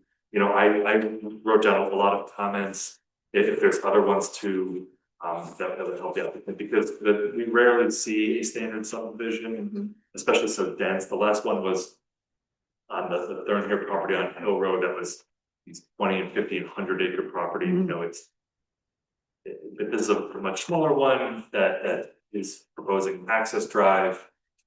There just might need to be a little bit more of a focused review on it, I think. It would be, sorry, it would be helpful to know what, any feedback on what should be on that next. Yep. And again, we're waiting this one. Can you pull up the one with I forget the one with the lines, not the one with the resources first. So you had noted about the road frontage, which that kind of threw me off, because does that mean that they can't even do this unless the town chooses to take on ownership of that shared drive? The way there is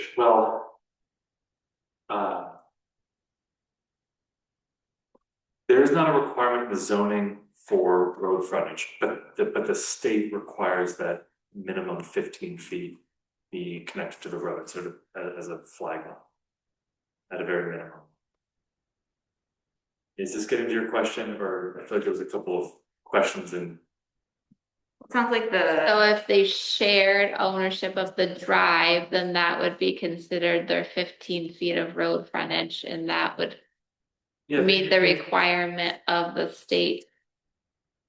Potentially what they could, I mean, it's a very simple drawing. It doesn't paint the whole picture of what the intention is.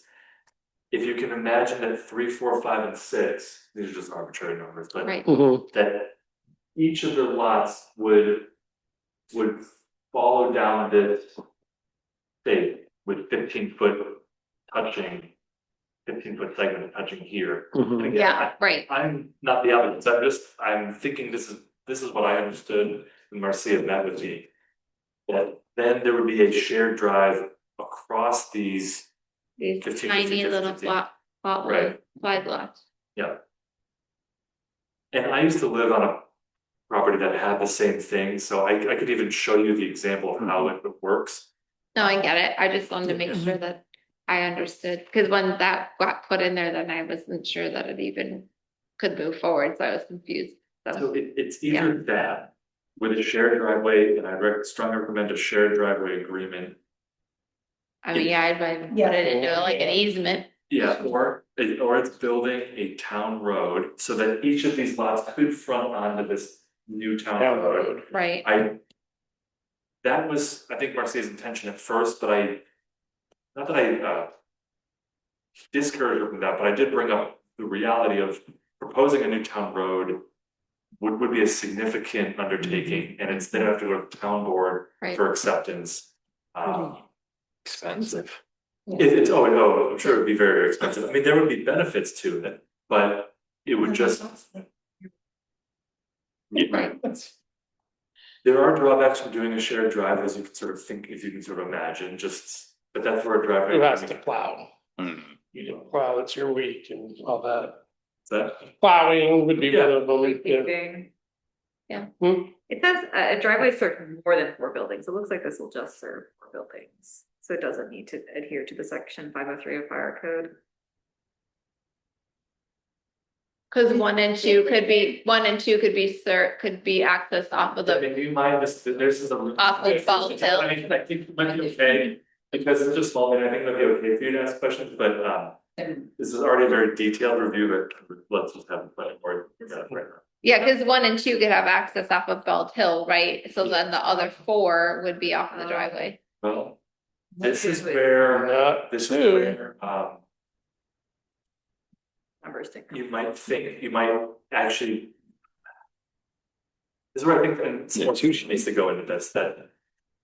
Right, 2, so this is confusing, the lines are a little confusing. I had provided the base map to Marcia a while ago to just, I tried to delineate this rural 2 zoned area between the Hamlet neighborhood, but it looks like that lot 2 is just this area. But it's like touches Bald Hill Road. They Right. could wholly drive, you know, up to that area. There's pros and cons of that. It also might be cleaner. But are you to have saying them- they can't put anything in rural 2 No, they because it's non-conforming? could. They could. I think ultimately that there needs to be some more thought on how are these lots accessed. Even if a road or a lot fronts onto a public right of way, it could still use a shared drive. But then the fire code would kick in, and I'm not a fire code expert. I ran this by Steve Corwright, and he provided his comments on the section 503 and 511. And he provided me literally the entire code on them, and I just tried to boil it down. Thank you. But if the shared drive would serve lot 2 as well, and these other 4 lots, it would become a fire apparatus road, which is then you bump it out to 20 feet with 13-foot high clearance, I think, for the fire truck. There's more specific. You have to have certain distance to the building itself, but that has to have to be like 15 to 30 feet from the street. So this would be on the applicant to show that. That's why I think ultimately it's just. Feedback. Is this house going to stay that's on lot 1? Looks like Sorry? there's already. Is the house gonna stay on lot 1? There's 2 barns. Oh. This is the first, hard to see. Oh, I see. Is that conforming? Yeah. Yeah, so it's Hamlet. Oh, And it could have 4 units fire sandwich beds. So she could keep chopping this up and do more, and it seems like the most, that she does the most best use of the property environment. Not, let's say chop up, sorry. How, What about being able to turn around? Does this need like a cul-de-sac or something for fire truck? So well, yeah, I mean, if you had to off of the shared drive and you became a fire apparatus road, then yes, because if this scale is right, then you're exceeding your maximum depth that they could go without backing out. So you would either you would need some kind of turnaround for them to get back out of there. The easiest thing is just have lot 1 and 2 access Bald Hill Road and just keep 3 through 6 off a shared drive, and then you don't have to worry about fire code. lot 1 is already at. Yeah. Yeah. That's what I'm saying, It's not just drop lot number 2 2 down to Bald Hill. Yeah. Put a gravel driveway and then 3 through 6, you don't have to worry about it.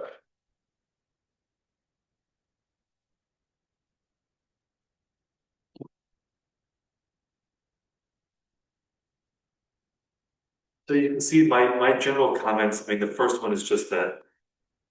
The owner should refine this proposal to show the elements needed for a sketch plat review as required in section 901 of the subdivision regulations.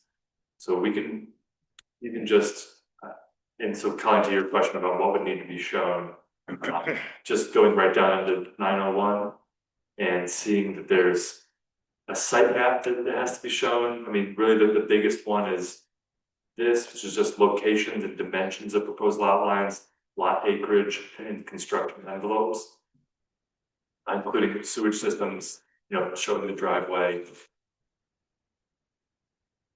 And then it's putting together this resource map, which has a lot more information. It's just the environmental features, streams, slopes, wetlands, which there are. It's not a DEC wetland, it's an Army Corps wetland. I think ultimately that should be delineated. That's my thinking. At a survey level, is that what you're saying? That'd be my recommendation. Okay.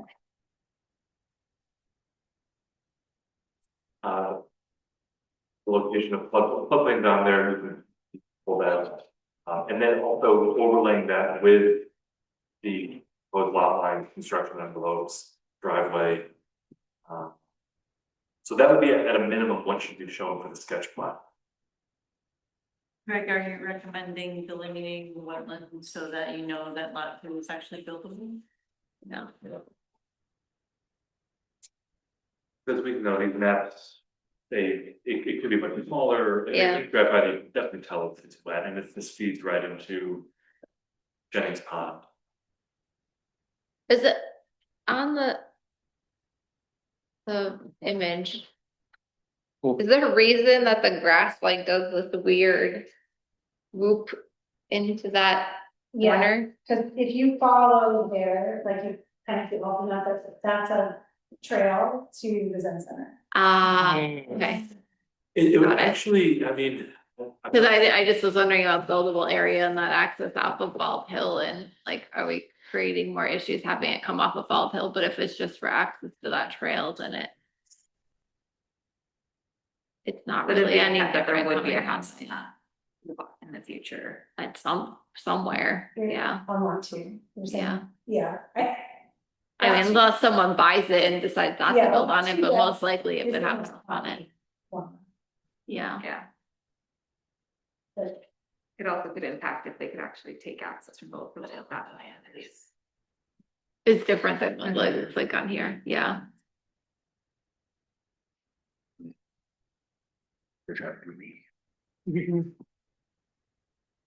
Sorry, I interrupted you, Greg. You were gonna say something else. No, I was just gonna follow up with what Colleen was saying that. Right, there's this sort of forest road that.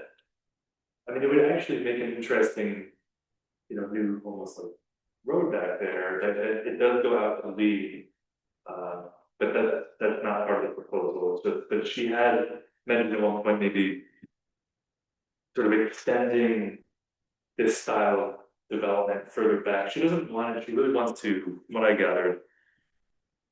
She's been here for 40-some years and does not want it. I mean, she's, benefited from keeping it very tucked away and hidden and rural. So I gather she's Moving a road through the middle of it. Yeah, Not her intention. her thought was, keeping them further back, because only behind that, at the north is the solar farm. Right. So, not having lots be down on the road, would be like having them back there. And that's not talking about this town road, it can get complicated when you want. But at the same time, the shared driveway, if each property needs 15 feet wide, that will be a 75-foot wide. 60, because there's already frontage for lot 2 on Bald Hill. They don't necessarily need to access it from that road. yes, As long as they have, there's examples around town where, as long as people have, it's a little. But 60 is still, Why? 6 lanes. Well, it would be, you can still have a 12-foot drive.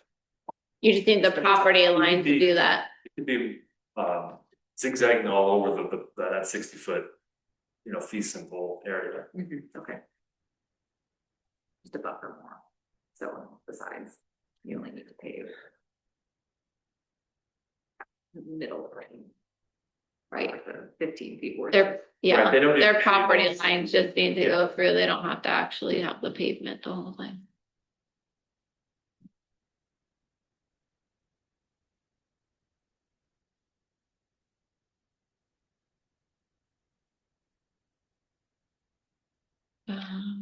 In that little piece at the end, the little trapezoid. Is that going to someone? Or is that part of the shared drive? yeah, I think that's still driveway. Okay, And start the house. yeah. Is that Jennings Pond Road that's on the other side of the street driveway? Yes, correct.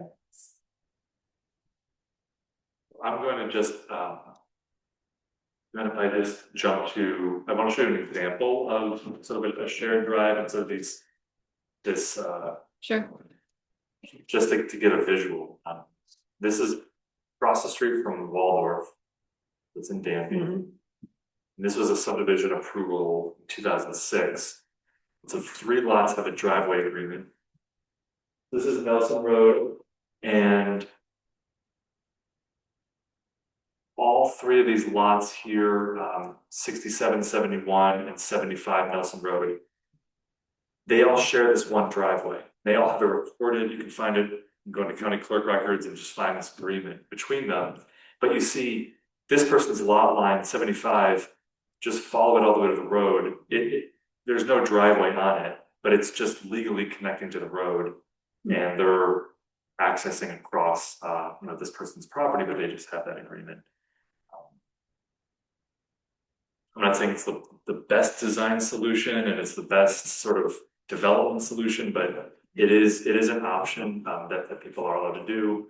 And I think just having that recorded driveway easement agreement is beneficial. And that is how you're saying to do it, right? Like kind of. Yeah. I think that makes sense. I mean, if sometime, in the future, more happen to be developed on the lead road property and they wanted to go to the town to make a town road to extend more things in that area, that could be possible, but. So this is where I used to live. But you can see these are all 15 feet wide. And it's 60 feet right here. And I would access this for a property that's a quarter mile up this driveway. It's about, in total, 4 of these lots that are touching here is about 130 acres. And so you can watch the driveway wind up.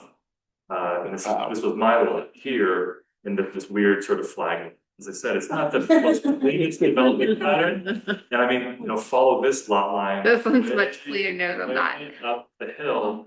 I mean, the property went way up on top of Boswick Hill. Wow. Or I should say this one here. That sort of snakes on down. Wow.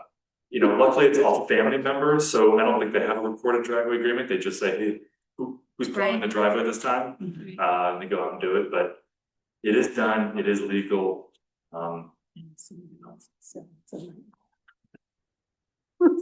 Very interesting. Yeah. Now I'm wondering if I know who bought your former house. Well, we didn't. Oh, okay, Yeah. okay.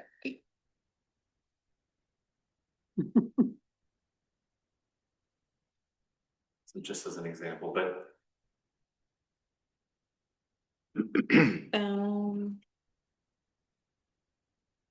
Yeah, I mean, I assume they're selling without intended plans. So in terms of asking for, septic layouts or anything like that, like we won't necessarily have that information, but they have to have the ability, they have to know that it can be done in order to sell it, right? I think it would be, my recommendation is that all that is shown on this plan. Okay. So I can tell you that they have their excavator he did his digging and was like, this one would be fine for septic. And then his recommendation, all the septic is up top. So he did a perk test on every lot. He dug, I guess, yeah. About lot 2. Yeah. When you get into these standard subdivisions, it does require, really thinking. Even if it takes, 10 years to sell these lots, right? But, to have a plan in place at the time of subdivision approval, that way knowing that, these lots are developable and to understand then where the impacts are, because showing where, say, even houses will be, and then that being sort of approved, that being approved as part of the subdivision, that next owner is held to that standard of that. Right. Where we looked at the resource map of all the environmental features on site. And this is where the best location for the house is based on all those. There's probably a lot of wiggle room in where those houses could go that they could meet all those standards. But I think it would be it would meet the subdivision standards. And it would be. But it's also the hamlet where we're trying to make it least restrictive to develop. So I think it is a little bit of a balance of making sure it's buildable, but also not over restricting it, cause we're trying to make I mean, it you more came back with a- developable. Proper survey and everything will make it a lot easier to see, especially with the driveway and you Yeah. have two going to Bald Hill. Right. I mean, they'll just speed up everything. Is there a road going through 3, 4, 5? Yeah, there's a walking trail, and they have their, the golf carts that go around, so yeah, there is, it does kind of wrap around.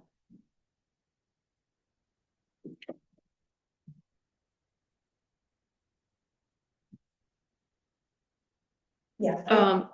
I was trying to figure out, but I'm really terrible at acreage.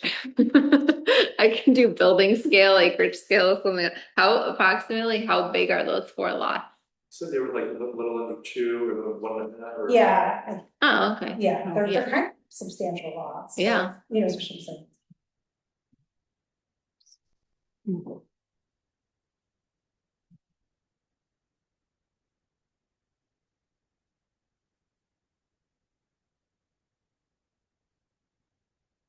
Wow. Anything Anybody else? I What should else do they consider need? For the survey? So for the septic, like I just should mark where it would go, right? We're not getting the engineer like renderings at this point, right? We're just saying septic's here, wells here.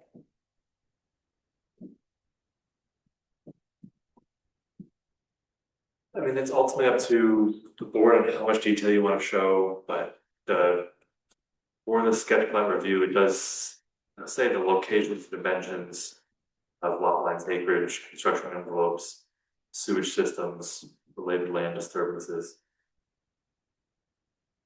I mean, if he dug and did a perk test on all those spots, you can show where he did that.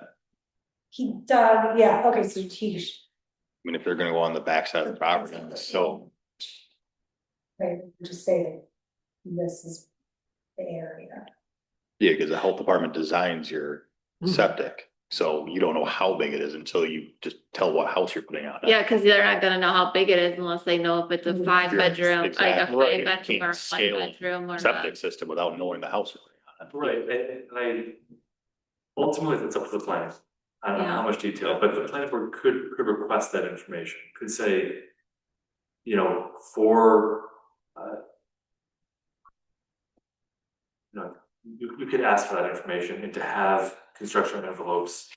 Or to keep it, right, to Kelly's point that maybe we don't need as much information because, right, this is the Hamlet neighborhood. Each of these lots, they could have 1 dwelling unit. Maybe somebody wants to come in and say, I want to put 4 dwelling units on this lot. Yeah. Exactly. Yeah. You could put 4 small cottages and. Well, that's why it's hard to know where each would go, because we don't know who's buying them. Yeah.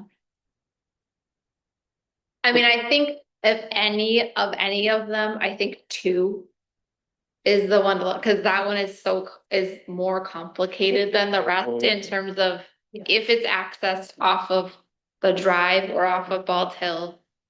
And the extent of the wetland, Yeah. and then does it still have the area to accommodate well and septic with the well in that, just in that But block? then, sure, there's a concern, and we can scrap too, like if it just looks to be too. Well, you could also, maybe there's another layout where you can incorporate more of one of the other parcels to find the place for a septic system that's further away from the wetlands, but I think that. She feels strongly that this is and when you're on the property, like it's, I think she's right, that this is the way it kind of.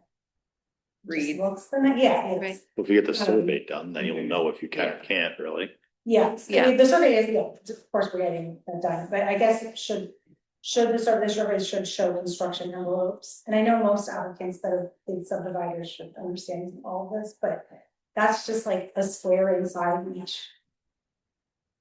each parcel. Like the construction envelope, just to show that. I'm gonna ask. This is where the area would this is where the house would be Like, built. But I mean, yeah, Like we did with ours, we had to show where kind of the house was going and everything. Yeah. but what about, okay, so I'm thinking of when we dug up the application on Hornbrook, we were talking about like the construction, I'm thinking of we were talking about where the construction would like kind of overlap, it's not that, right, or.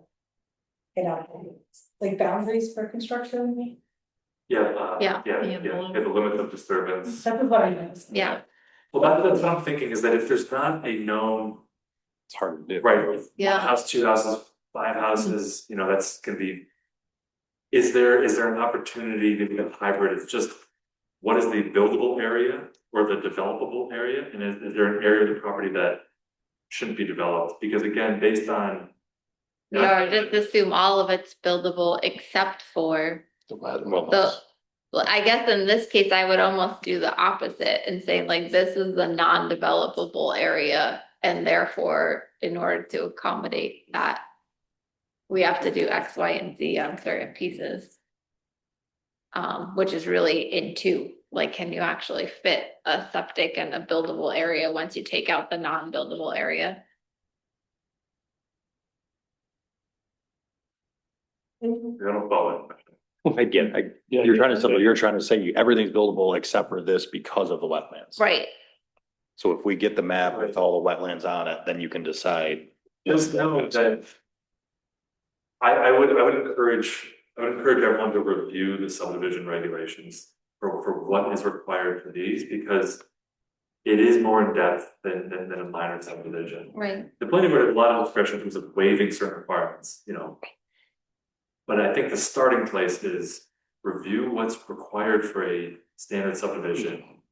And there is more information that is required. It's not just about wetlands. It's about farmable soils, you know, the prime agricultural land. There is a swath going through the property that's prime ag land and in the back. So the planning board could, Was it that or was it the opposite? Maybe I read it wrong. I thought it was the opposite. That it was a swath with the non-prime land. I guess I have to pull it up, but I think Yeah. what I'm just getting at is that there's other considerations other than just wetlands of Just taking into account or not. Again, you could waive that requirement. It's just that if somebody, when this goes to public hearing, neighbors be noticed, and people are going to be reviewing the subdivision, to have an answer of why, you know, and someone goes through the subdivision regulations and starts checking off things of this was shown and this wasn't, to just have reasons of why we're not, you know, why we're not going to apply that harshly here, or because, and I think you're already forming some of these justifications, but it would help to go through these regulations and see what the highest bar would be. Is there a list in the zoning code about what a resource map needs to It's in the show? subdivision yeah, it's in the regulations. subdivision. Yeah. So the applicant should be referring to that when they put that together. And I think the planning board should too. Yeah. Yes. It's part of the question, it's like, but if they just subdivided one parcel at a time, would it be the same thing? You have to wait every 3 years, Yeah, okay. Just curious how. meaning that you Why- could so you're gonna get them you to could subdivide one, and then if you want to subdivide another one within 3 years, it would be considered a standard subdivision. Yeah, Did one, and then you waited 3 years, and then did one more, it would all be considered minor. Yeah. Minor. or not.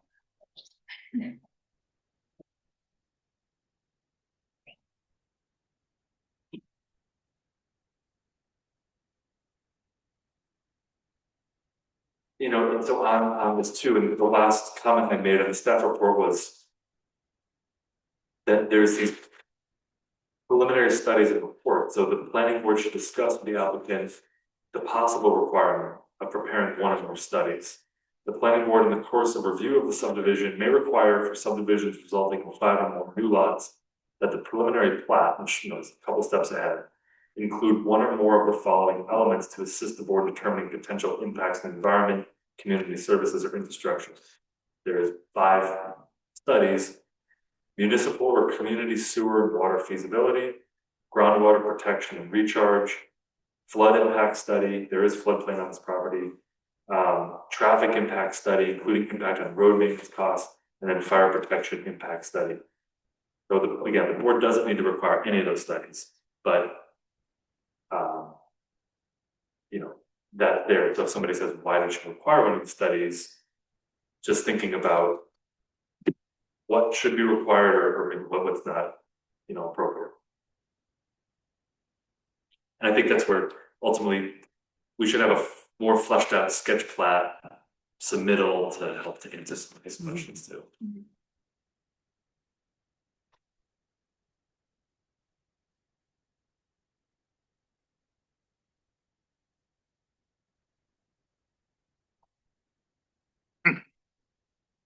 So just to be, the next map should also show where houses would go or not. I mean, ideally, if there's a plan for that, then that They'll just would be ideal, but they're then, being sold. you know, if they come, And then. if someone comes forward after it's sold and says, well, you show this area for a single family home, but I wanna actually put 6 small houses on the lot, They would have to come then back they would to amend it or to, in six. to dwelling do units the would- building area. I mean, cause they can build as many they can build as many as they want, but they would have to come back if they exceeded the area. They would have to come back if they exceeded more than 4 dwelling units, because then it would require site plan approval. So at that time. Oh, okay, If okay, somebody well, said, so, okay, so maybe 6 was too many, but if they put 4 on and but if they had 4, which is allowable, By right. but they wanted to lay them out differently than the area that we assumed, because we assumed it's single family, just saying, whatever they decide to put on the plan, then would they have to come back? Yeah, to amend the plat. Okay. I mean, what if I put 4 on each lot? I think in my mind. Well, I mean, it could be an area big enough that it could do That's- I either. just have to make it. Yeah. In which case, then I'm like, okay, well, then what are we taking out? That's what I found. That's where I'm going back to, like, what do you say is not buildable?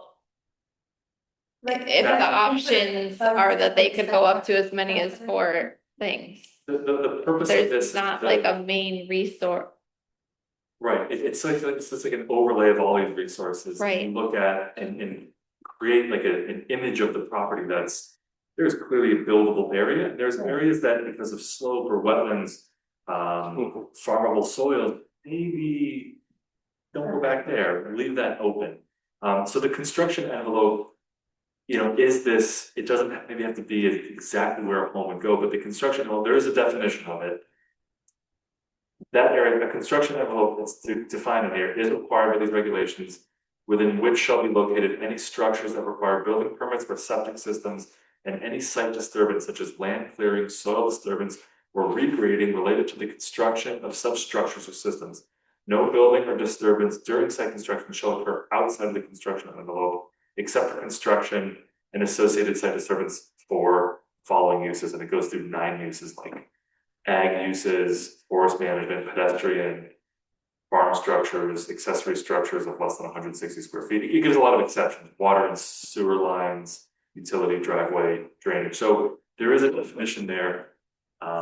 And We're really talking about a buildable area, like you said, we're not talking about a building footprint. Right. So I think that's where the. just saying, where's the building and the Yeah. septic, and you know, these 4 units, it could be, I mean, there's a 4 unit right across the street here. Right, It could be somebody thinking, I wanted to create one building, you know, it's a smaller footprint, it's probably lower construction costs, it's just 4 dwelling units.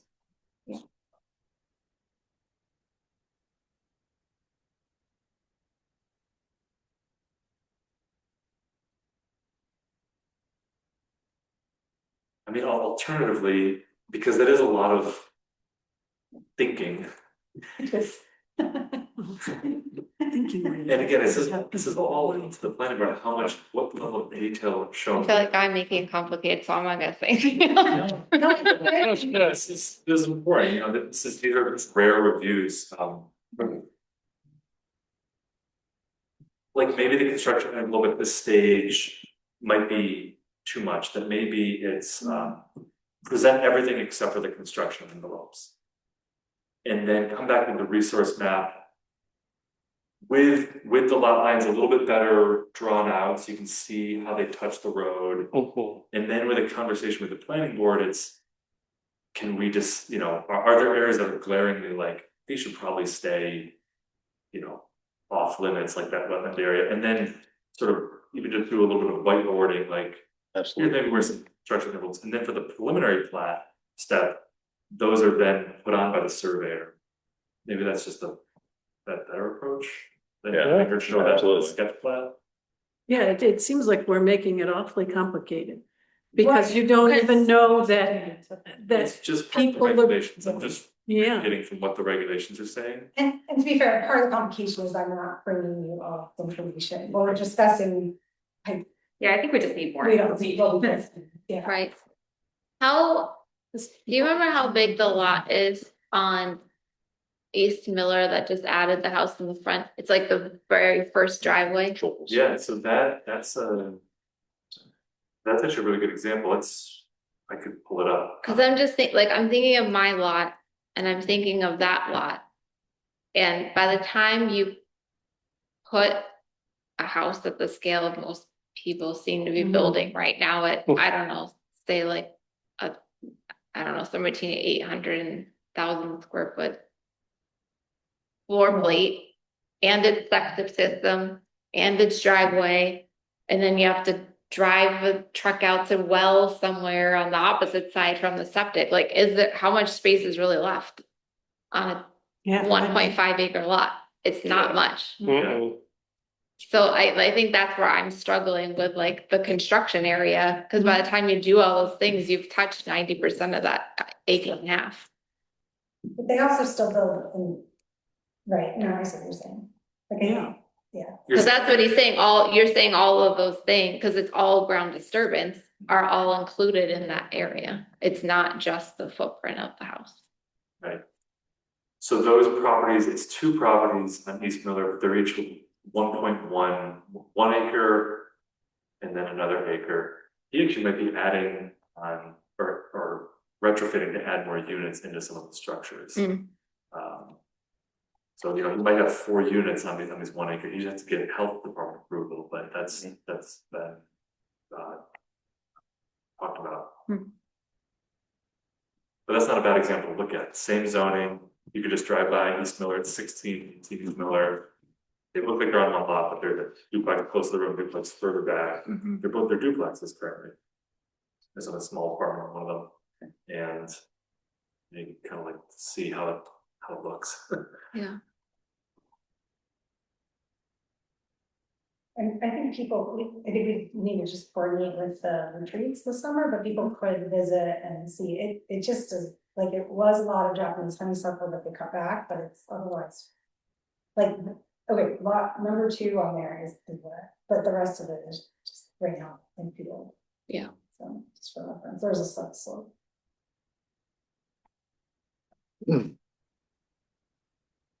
Yeah, so I guess maybe for sketch plan, resolution of the lot lines and dimensions, so we know like to what scale these pieces of land. Resource map. And then the resource map. And then we can discuss from there what makes sense to restrict. During the sketch plan review. So losing restrict. But not what you're saying, not showing the, don't go showing the construction interval quite yet. I think either way they might change, so I guess you can propose something and then we can talk about it, or we can just talk about it and then it could be developed in the next one. Right. And, you know, hoping to get the surveyor out before next meeting. Right, right. And I guess if you do have information on the perk test, just for our reference, like even though we don't know, we might not say exactly where it's going, but just saying that like, cause she's just like, he just done, you know, so should I get it graded? Is that? Like, well, Or you kind of draw where it was. what's that? You kind of could just draw where he did where it, they just get. just for a visual reference. Yeah. Close to the wet part or far away from the wet part. In the or right in the middle. It would be interesting to have to build your house in a third location. Yeah, Your septic in the middle or your well in the middle. okay. The state construction envelopes, which are the general sites for buildings and sewage systems. It's just Okay. giving some, Okay. just like, just try to imagine, but it sounds like either, maybe you don't even need to show that, and that is the conversation at least. So they're still only going to sketch plan, right? This is like, yeah, they would have to submit for a schedule plan. No, I believe that's what we. And so it's preliminary and then this sketch plan, and then how does it go? What's the? Yeah. I should. It's after. The standard subdivision requires 3 steps: a sketch plan review, then a preliminary plan review with a required public hearing, and then a final plan review with an optional public hearing. And then the last thing of note on here, I'd say, is just that there's stormwater. So based on you don't know this yet, but based on the area of disturbance, you'd have to put together a stormwater plan. So we don't know that. They would have to do that individually. They'd have to come back each time, I would think. This is where, Like, can you just make it? the regulations require a stormwater plan to be put together based on that's why it's the regulations are they want a plan for these standard subdivisions. Right, but even if that was the case, like if one house got built next year and the other one got built in 3 years, Yeah. it wouldn't be the same seeker plan. Or stormwater prevention plan, SWIP plan, I mean. But it would have to follow the same SWIP. We're doing that in Whitehall right now, with lots that are being developed 20 years in advance. We're actually going through that right now, which is I'm reviewing a 2007 stormwater plan. And because we have to make sure, I mean, those are engineered plans. And so we have to make sure that new lots that are happening now do not adversely impact the retention ponds there. I don't foresee Right. retention ponds being needed, but. Right. But then is it a procedural plan versus a physical plan? Or you just assume you're boxing out around each plot? I guess because I've never gone through that process. I've only done it as the active construction site. Right. Well, that's what the regulations are pointing to, is that for these standard subdivisions, whether it's 3 lots or 10 lots, there needs to be a stormwater, a coordinated stormwater plan.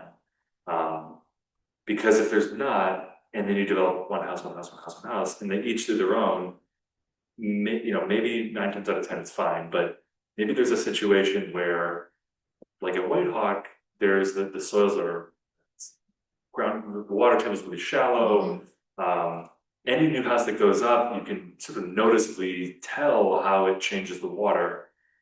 So the intention here is putting a whole plan together based on the disturbance of each of the lots, making sure the stormwater plan sort of takes that into account, whether they Okay. developed now or in 10 years, or there's space in between those. Okay. But the whole point of a SWIP is to keep all of the stormwater on the site, like not generate any new stormwater off each individual site. So I don't understand how they would be then collectively. Say that again? Unless it's a stormwater system, Yeah, like you had a swale for the whole lot, the existing whole lot, I guess. But this all just points back to these regulations want like a defined, this is your construction envelope for each of your lots. If you want to do something after approval, you want to do something outside that, you have to come back to amend that subdivision plat, which isn't hard. Maybe it's just, it's going to cost money, but you'd have to then have an engineer show how, okay, my house being a little bit further out with stormwater is going to still tie into the main sort of plan. I haven't seen how this plays out, yet. And Yeah, my but house is been by law. like each lot has to manage its own stormwater on that lot. Right. And so if we say, there's a designated area now, but they have to come back if they decide to build a house in that location, want to move it somewhere else, but it needs to, they need to meet a certain area requirement. The treatment, ability requirement. Right, like no matter what, they have to deal with all their own stormwater on their own lot. Absolutely, so that's different, I mean, like, again, using White House as an example.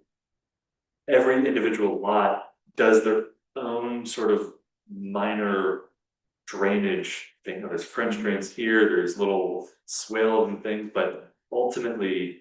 There is defined areas that are feeding into, there's 2 retention ponds. Okay, see, that's collective then. Yeah. Yeah, and that's the intention here, especially with Jennings Pond there, there's a federal wetland, and there's floodplain, I think we just need to emphasize having a little more of a plan to develop lots of, again, if it was just a minor subdivision, these requirements wouldn't be here to place on that, but they're there, they can be waived, I don't know, some of them, Yeah. Just so I'm clear, they need to hire an engineer to. I mean, TG Miller could probably do that if that's who you're going to for the survey anyway, yeah.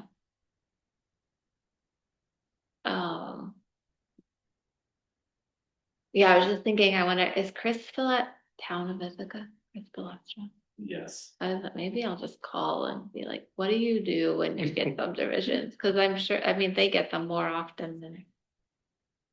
Well, they might have different regulations too, although I would imagine they're as strict or stricter than these. Yeah, but just out of curiosity, and I could pass that along. Yeah. But like, can I just ask a question, because I'm a little bit confused? This kind of assumes that this is a community, like some so-and-so estates, like White Oak. But It doesn't. But like, who takes care of the detention pond? Who's responsibility is that? Need to be, yeah, it's a good question, but there might not need to be a detention pond. Maybe it's the disturbance is small enough that there's not one, but if there is, it comes back that you're required to have on-site detention, then that would have to be figured out of the maintenance of that. It would be kind of like the shared driveway, it would be you need to record a shared stormwater agreement. No, it's creating like an HOA. I almost think it would be, it depends on, in order to know what type of stormwater plan is required, whether it's simple, basic, or full, and the stormwater law, is very clear and detailed on how each is triggered. We only know that from knowing the total disturbance of the site.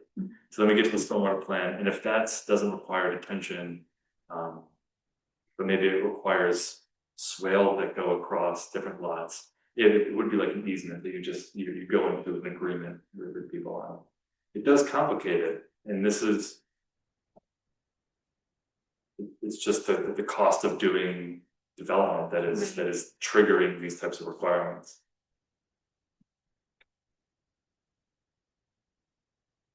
I would emphasize this is a good exercise in doing thoughtful planning. I completely understand it can feel, there can be certain aspects of this that can feel maybe a little bit onerous on the owner or applicant, to do. Especially with the goal of the hamlet sort of almost feeling like in conflict, like this encouragement to be developing them. I am relaying what are in these regulations. Yeah. That thinking about a plan of this property. Of course. Yep. Yeah, I think for me, the shared driveway is kind of like skewing. Because every other development I think of has a town road. So then you think of like all the infrastructure that goes into building a town road. But I guess you would require the same thing. It just has a different designation because you're not designating it as a town road. It just be a shared driveway. It still has to consider all those things, like if there is a swale by the edge of the road to pick up runoff and where it goes, and driveway cuts across or whatever else.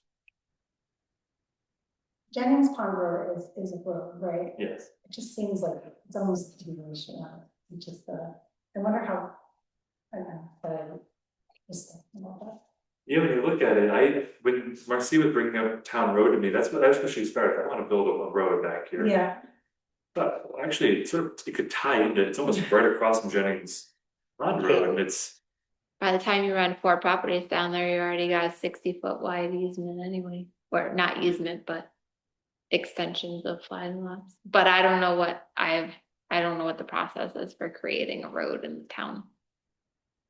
I don't know when the last time a road was built, I mean, you know, like in your neighborhood, that was, that was done in 20 years. 90 something, early 90s, because my house is 94. So that was a time when there was vacant land and someone Yeah. came with a stick and Yeah. I remember last time built a road as part of subdivision. well, we have to take over Beardsley Lane.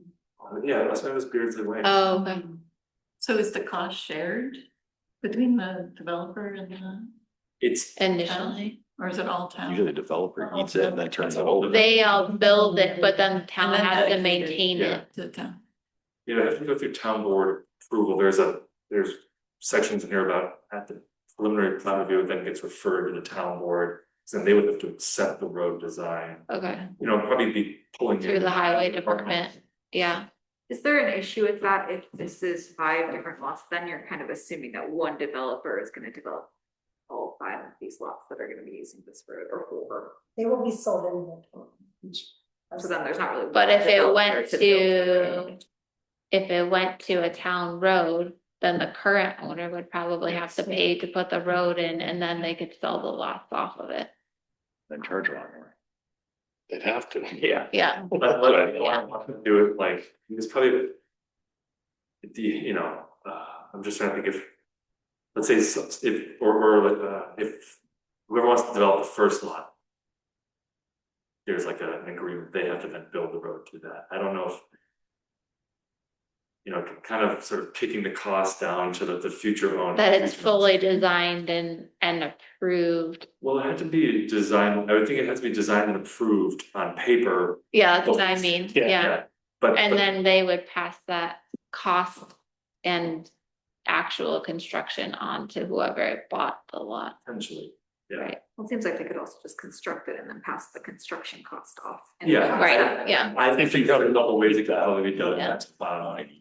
Might not be, and the town might be able to, I have to understand this more, require the road to be built, you know, before any lots are, Yeah, but. except that one already has a house. Why do I have? Shared driveway. 2 houses. Yeah. Mhm. Yeah. Pressure run back in and go. Okay, just like. Yeah, Yeah, it's a rare thing, I think, for the contemplate this road. I appreciate like entertaining it, well, it's not prepared, but because it's a lot. Is there other property that maybe they don't own, but that could also be built for? Cause I mean, remember Joel talking about wanting to have like the entire middle, a lot of where the solar is and beyond to turn into like with even restaurants and houses and stuff is, you know, like a hamlet. And yeah, in terms of like where the extension of that road goes. Yeah, On the yeah. property, if Is it- it are they makes gonna sense for future actually development. try to build a neighborhood back in there, or did the solar panel kind of farm kind of take care of that? No, but what is interesting though is where you noted there's that foot trail, that is. So according to Marcia, that was the original Route 96, and when I met with the town historian, it does seem, I could share it, it does seem to match that. Interesting. So there's some precedent, maybe the town should just Repave 96. But like, I don't know how it ended, cause now they, like what you see, they curve around. Right. They're used to that, it's kind of, just kind of, yeah, so I'm not sure. Would that have to be 96A then? Yeah. See, 96. 96 native, like. Yeah, 'cause it's-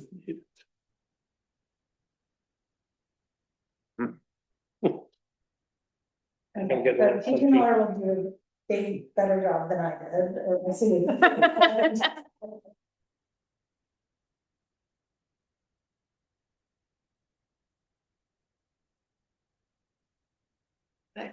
Yeah.